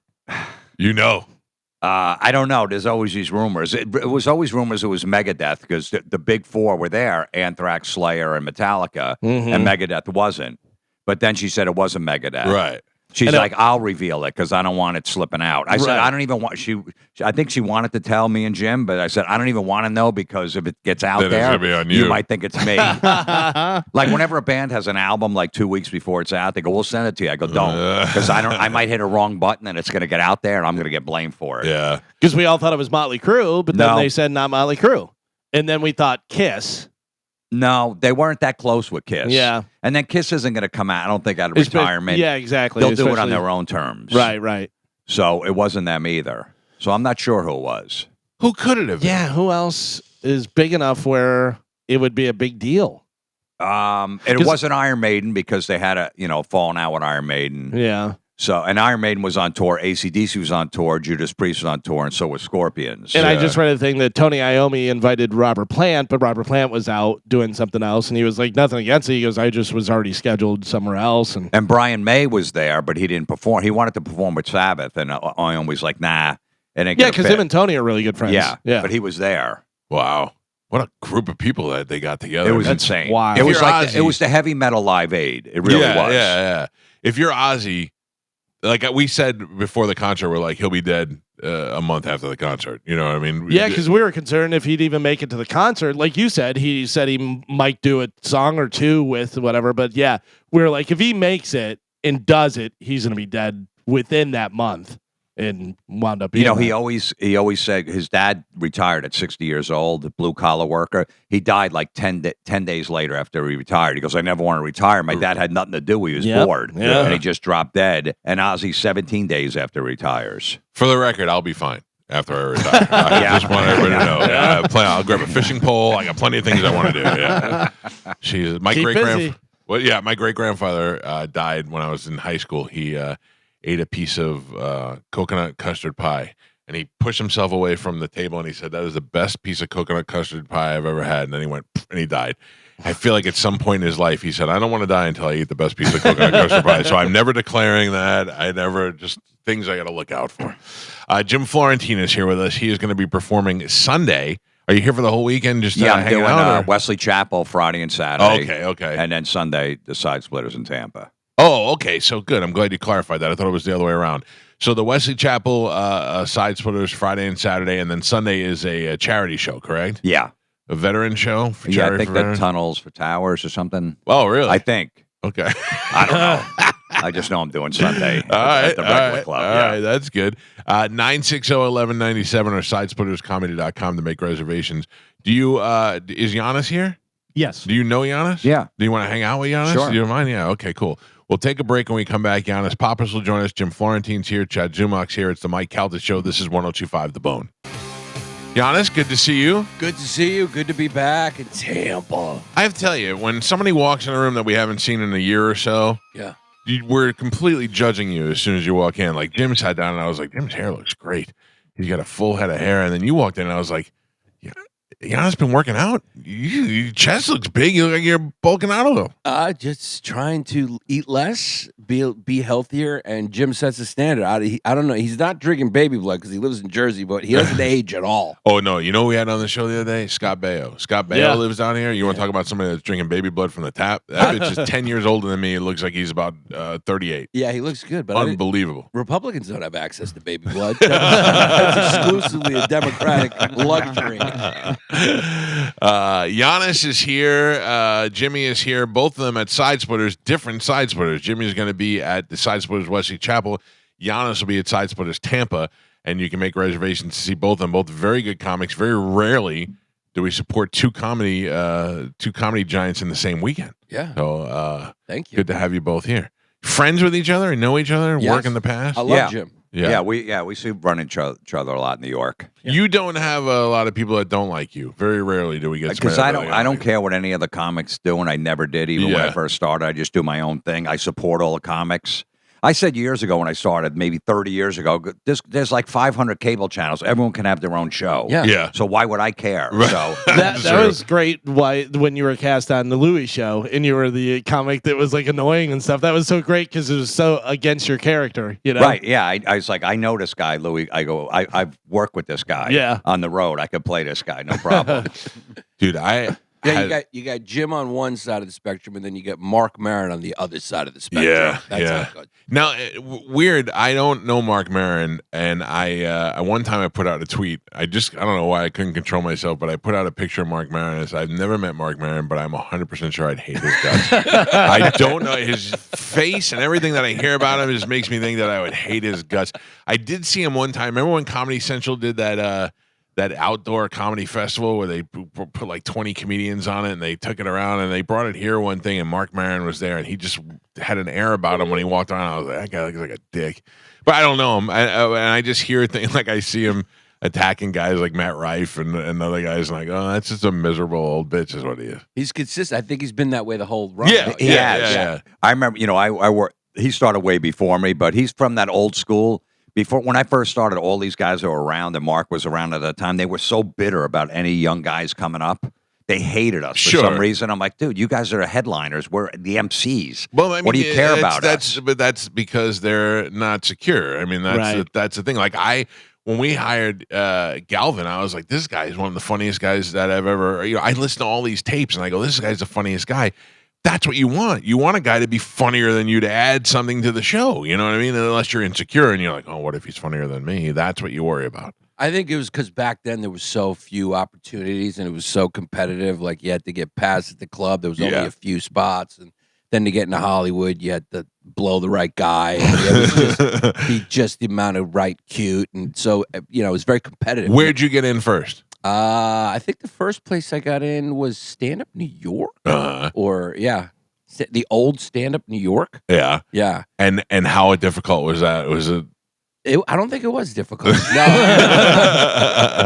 And then the one that was difficult was the comic strip. You had to wait. I remember waiting online, like standing. There was like a long line of 400 people to get just get an audition. Yeah. Holy cow! It was like the original Kill Tony. Yeah, Yeah. it was the original Kill Tony. Yeah. Right, to get it, you got a spot. There was only like 15 spots, and then you would do like a few minutes in front of the booker, who was really, stiff. Yeah, Lucian. Yeah. I got in the comic strip because I was just hanging out there, and he wanted nothing to do with me. Then he found out I could play softball, and they had a softball team, and that's how I got in there. Oh, that's funny. And the first game I showed up, I went like 3 for 4, 3 home runs. Nice. You should And do some time. he's like, listen, you got to work here because you can't be a ringer. You have to work at the club. Right. So I got to see you. And I remember he saw my set. He brought me in the office. He goes, He's like, you got jokes that a bunch of kids in a locker room would just nudge each other.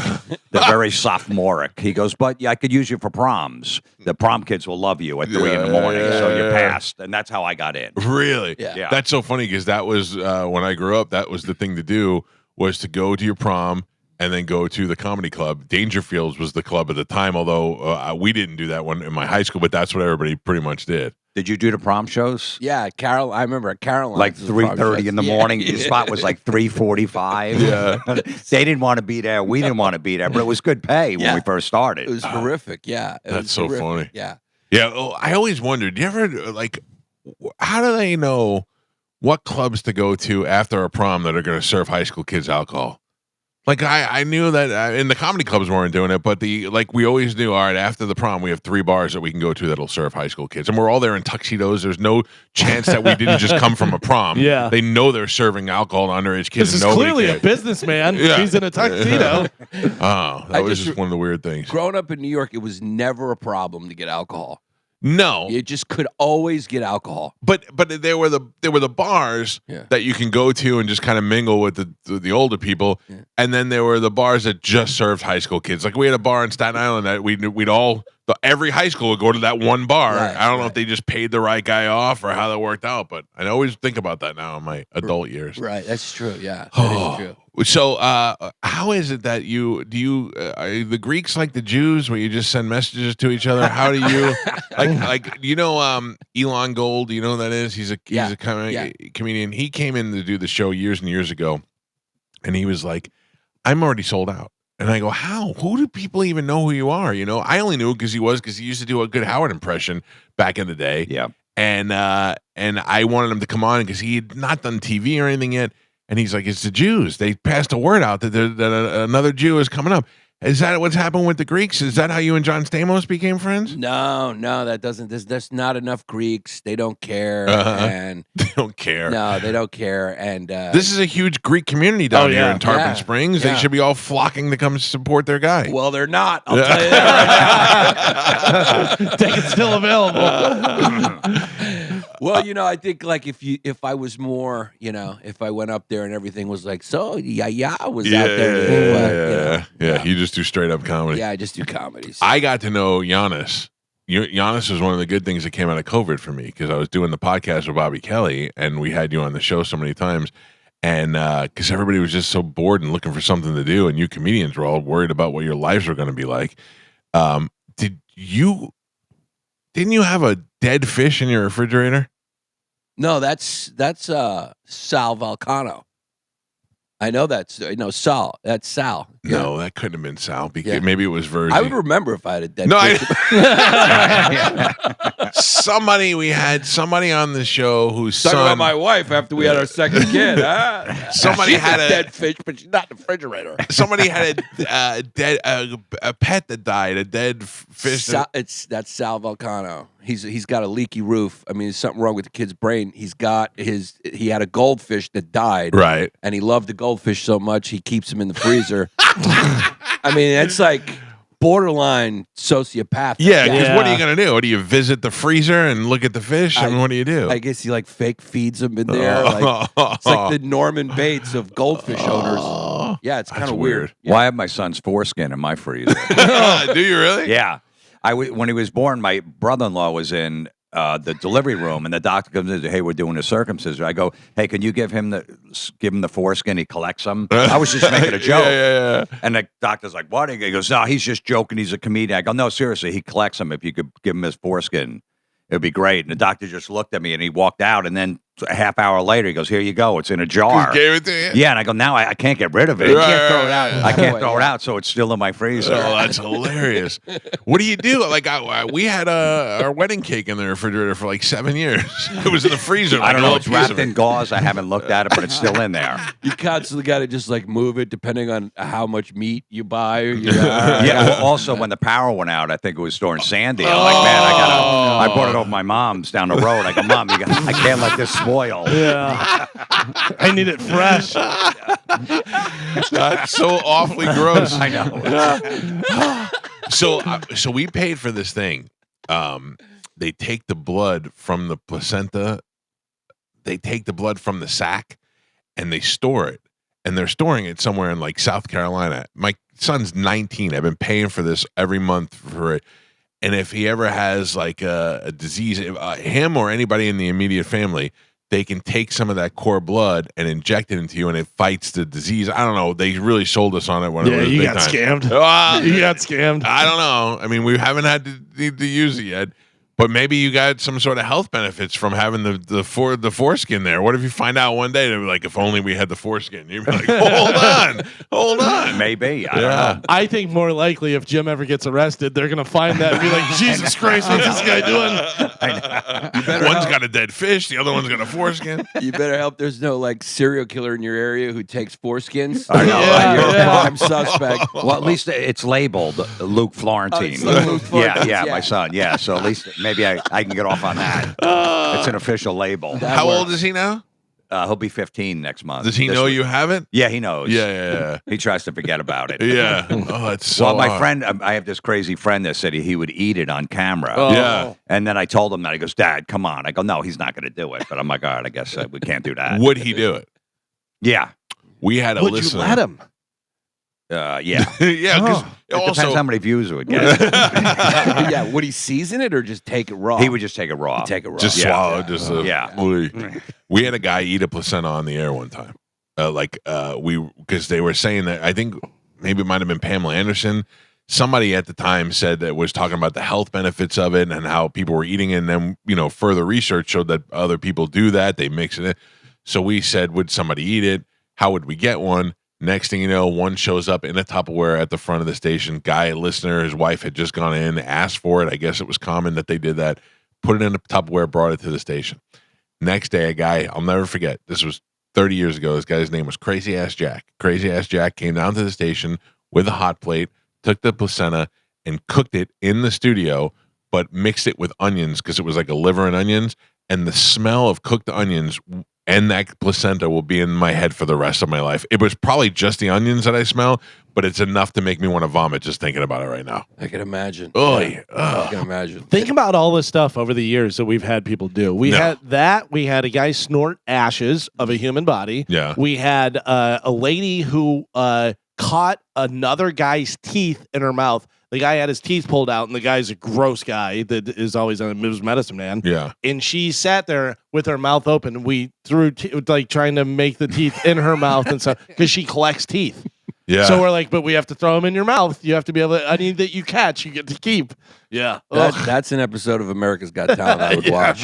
Right? Teeth catcher? Yeah, the teeth catcher. Do you know about fettuccine? Oh, yeah, that's another one. Eating fetuses? No.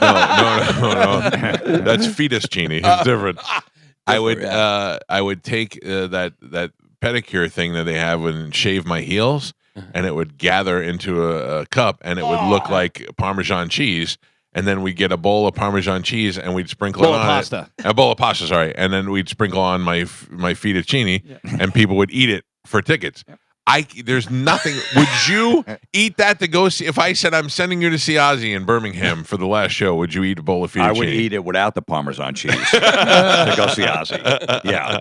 I had to try to explain to these people. I go, you can buy tickets. You don't have to do this. Yeah. We also had people suck gravy out of Medicine Man's hair. Yeah, that was probably the worst thing. And then ever. eat skin. He Yeah. has like a big kind of afro, and it was Thanksgiving time, and it was the dumbest thing ever. But we doused his hair in turkey gravy, and they had to suck it and off fill it up and a cup. fill a cup to a line. And first one to do it. Also, they ate the peeling skin off of what's his name's back. Austin. Yeah. Oh, so much gross stuff. Dumb show. This is a dumb show, and I'm sorry you guys are both here to. No, to that's fun. Yeah. That is fun. I would rather eat the placenta than fucking eat the. Whoa! You fettuccine. can't say that word. Oh. You got it, Carmen? Yeah. Okay, you're good.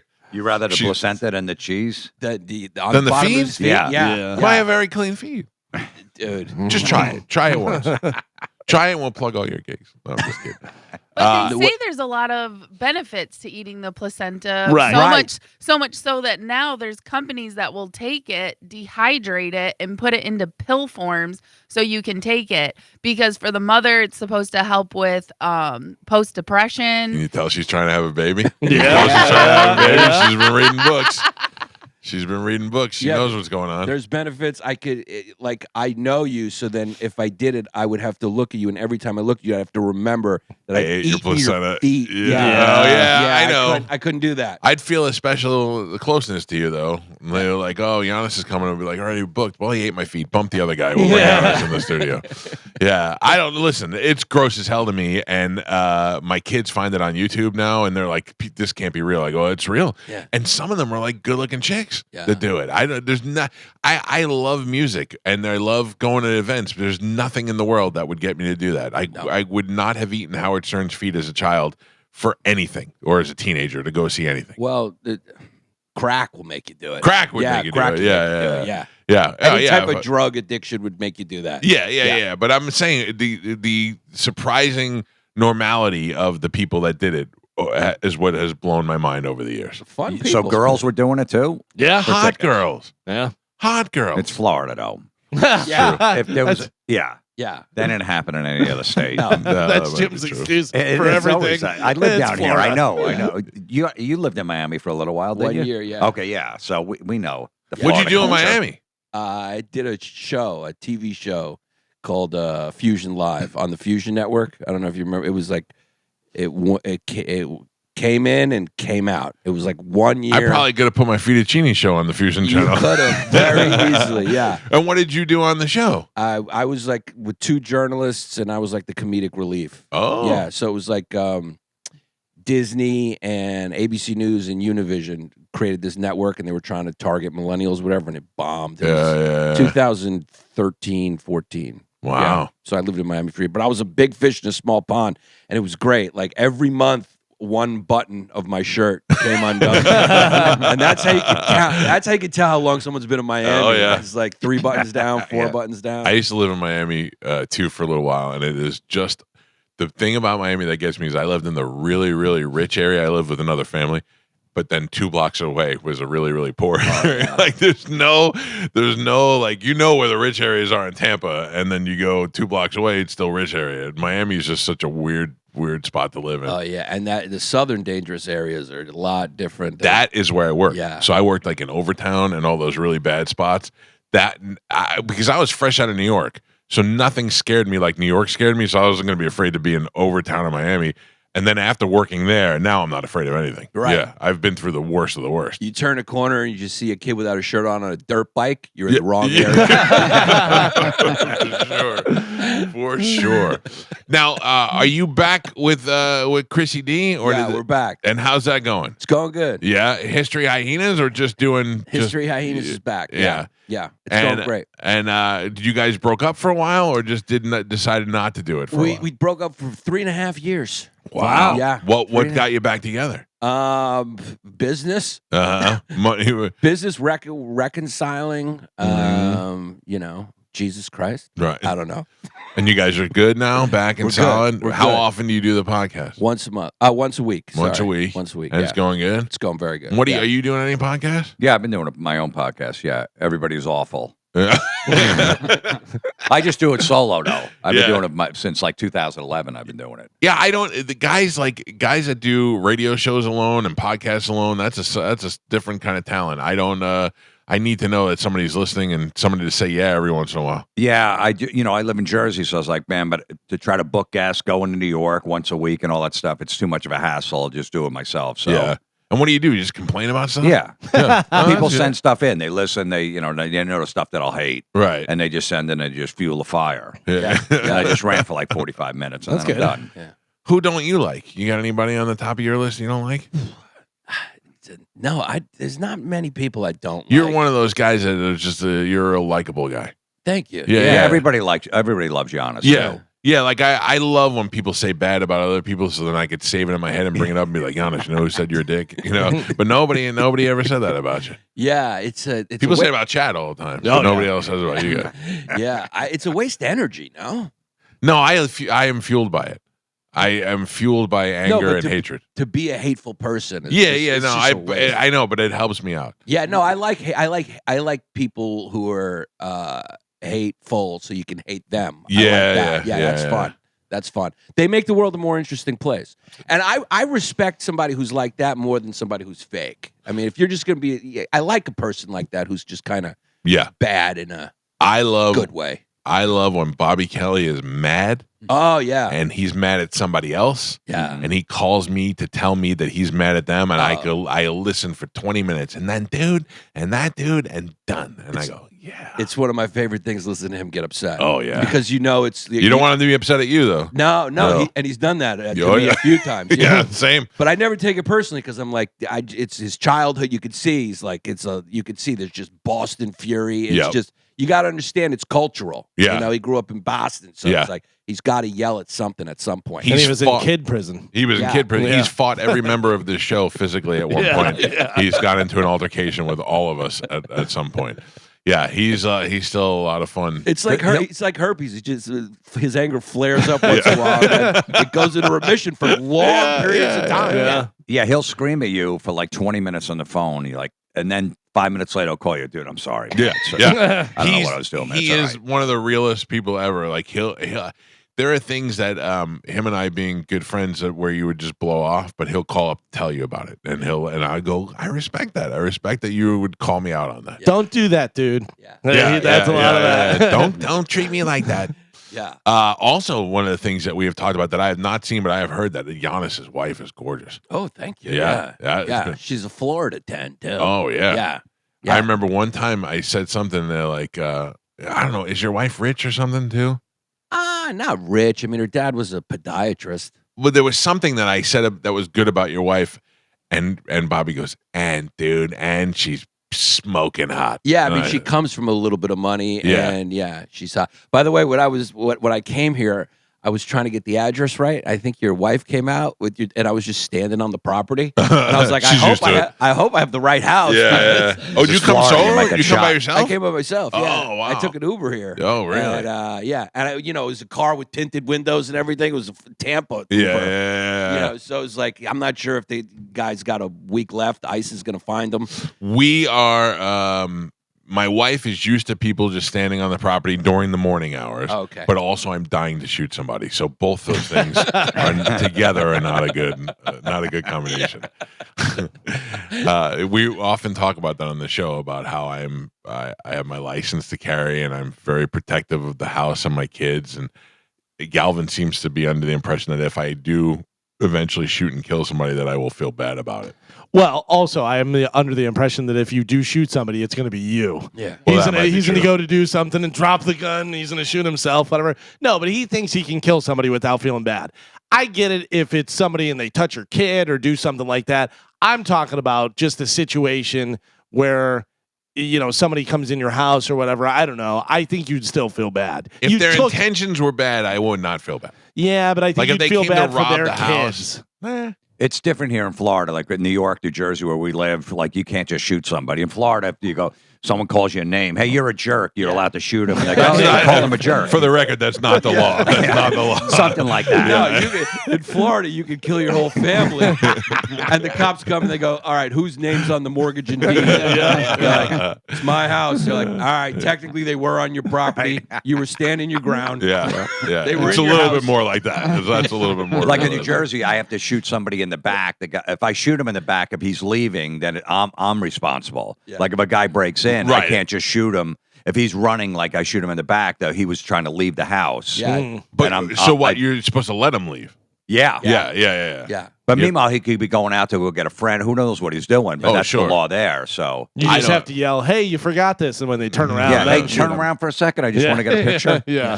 Do you know I prank called an attorney referral line one time when I was a kid? Like when I was not a kid, I was like in my 20s. And I called up and I said, "Hey, I have a question. If you shoot an intruder in your home, is it better to drag them outside or leave them in your home?" And they're like, "Well, you shouldn't." Should I go? But like, say, like he's in right by my front door. Should I pull him out? And they're like, "Did you shoot somebody today?" And I was like, "Yeah." And they're like, "Okay, hold on a second." And I'm like, "Oh, this is great because I'm recording." I'm like, "This will be awesome." And they came back and they're like, "Okay, so you shot somebody," and I could hear somebody else on the line. They 911 called me in, and I went, "Oh no!" And I had to hang up on him. But no, that is not the case here. It is not like it used to be because that's how I grew up, knowing that if they had their back to you couldn't, if they were fleeing. In New York, you got to ask them how society has failed them. Find out about institutional, discrimination. Is it as bad up there as they try to make us believe it is, or is it the same as it always has been? No, I think it's. You mean as far New as York. crime? Yeah, It's worse. do you feel safe walking around? No, it's worse. Yeah. Since COVID, it's been worse. Yeah. Yeah, it's definitely worse. It's starting to have that early '90s, '80s vibe a little bit, but it's got the potential to go one way or the other. It Right. could either get good again or bad again. Because New York was on an epic run from like the mid '90s to it was an epic run. Yeah. I mean, it was like the safest city. You But felt now safe. you can fall back. You can fall back. You could feel it. You Yeah. could definitely feel it. It's not like it was, but it's creeping. Yeah, and a lot of the comics won't take the subway at night after their sets. They'll take an Uber back to Queens or whatever like that, which they're basically spending all their money Paying they their just money, made on yeah. the set, Right. Yeah. Because they don't want to be on at night. Right. Now, where do you live? I live far away. You got that wife money. Yeah, I got Yeah. that wife money. So And we you're in live- Jersey? Yeah, Yeah. about 40 minutes outside the city. I'm about an hour 10 outside. The city. Right. What a pain in the ass, though, to have to go back and you're driving in? To be honest, I got a Tesla, and it's the best commuter car because it drives itself. Like I now that latest software update they did is like the car just drives. The only problem is I get so tired, I almost fall asleep. Like you're literally letting it self-drive? It drives the whole way. It does. It's huh? crazy. And you don't feel unsafe doing that? No. My son had a Tesla for a little while, but we didn't get him I didn't trust a 16-year-old with a Yeah. self-driving car. How long ago was that? A couple of years. Yeah, now it's crazy Yeah. because they did a software update where it's like it really can just drive itself. It's That's crazy. amazing. And I took my friend. We were in Bay Ridge, and we drove to the cellar, and he drove the whole way, the whole entire way. Really? I'm talking about cobblestone streets where you turn off the West Side Highway. Right. People at stop signs. It creeps up the stop signs, goes through them. It's nuts. And it can drive without somebody in there or no? No, you got to be in there. But they do have those taxis that drive or Yeah, the the- Ubers without the thing. the Waymos. Yeah. That's amazing to me. It's We're living in that time. We're entering a science fiction now. Yeah, It's crazy. yeah. It's really crazy. And it's crazy because I feel and then I had to drive me and my wife. I was doing Providence, and we just decided to do a little vacation in Newport, and I had to drive her car, and I had been driving mine, and I almost forgot how to drive. Right. And I was so that's what's going to happen to us. Yeah. We're just going to lose all our capabilities. Yeah, because they're saying a lot of people, don't write at all anymore. You're all doing all the texting and stuff, and a lot of people can't write. Kids can't do cursive because they don't teach that. Yeah, so stuff definitely is going to go by the wayside. I'm embarrassed every time somebody asks me to write something down. Write my name or whatever and hand it to them. I look at them and I go, I'm sorry, I can't. I'm writing like a small special needs child. Yeah. Listen, these are two very funny gentlemen. This is a great opportunity for people to see comedy in Tampa this week. You got Giannis Pappas, who is at Side Splitters Tampa. You can go to sidesplitterscomedy.com and get tickets. Alert the Greeks. Let them know that you're here, will you? And he's there 2 shows, Friday and Saturday. Friday 7:30, 10 p.m., and then Saturday 8 and 10:30 p.m. And then Jim Florentine is going to be at Sidesplitters Wesley Chapel. You can go to sidesplitterscomedy.com and get those tickets. And then Sunday he's doing a Tunnel for Towers benefit over at the one in Tampa. So it's great having you both in here. Thank you. And we have the great local Chad Zumach on the show with me this weekend. Listen, I like to joke, but I like Chad. He's a good guy. He's been good to us. So, no, the other guy isn't going to be on your show. Who? Oh no, Artie Fletcher. Yeah. Oh well, no. I can't have you on the show without bringing that jerk off up once. You know, I actually ran into him. Oh, Artie is he was a local comic. You don't know who he from is? Jersey. He's a superstar. He's New York's bad boy. I've never heard of him. Yeah. I think it was a little before Giannis's time. Yeah. Yeah, he was like a local guy that was in Pennsylvania and in New York, then moved down here. And came down here like he was the king of the world, and now he books him and Jimmy Walker on shows and writes legends of comedy. Come see these comedy legends. We all know guys like that. I love guys like that. They're just, Yes. Yeah. You do. It just makes me laugh. And then the whole reason the whole story came, I don't even want to get into it all. It's a long story. But Jim, as he has been consistent, will not dog other people because he believes the room's big enough. I love big guys enough with for everybody. problems. I mean, that's why me and Jim Norton were like best friends. Rich Voss, guys like that. They all got problems. I love guys like that. Yeah. Because we all do. It's just some people are honest about it, some people aren't. Yeah. And I love, I'm happy I'm not those people. Right. It's good to Make keep you that feel I'm just better. miserable about everything. Do you know, I was sitting there thinking last night about Jim Norton, and he is probably the happiest he's ever been.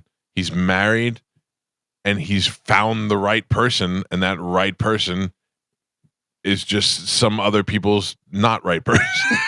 It's a good way to put it. Yeah, like that is finally got what he wanted. Good for him, and he's happy. That's where my thing comes in. I don't care who you like who you like, and just as long as everybody's happy. Yeah. It makes the world more interesting. Yeah. Oh, Yeah. for sure. Yeah. For sure. Great to see you both. Thank you for coming in here. Have a great weekend in Tampa. Thanks. Go see Giannis and Jim Florentine. We'll take a quick break and come back and wrap things up. It's the Mike Calta Show. This is 102.5 The Bone. I was watching a lot of hurricane coverage yesterday because they had this hurricane coming. Won't really affect us in any way.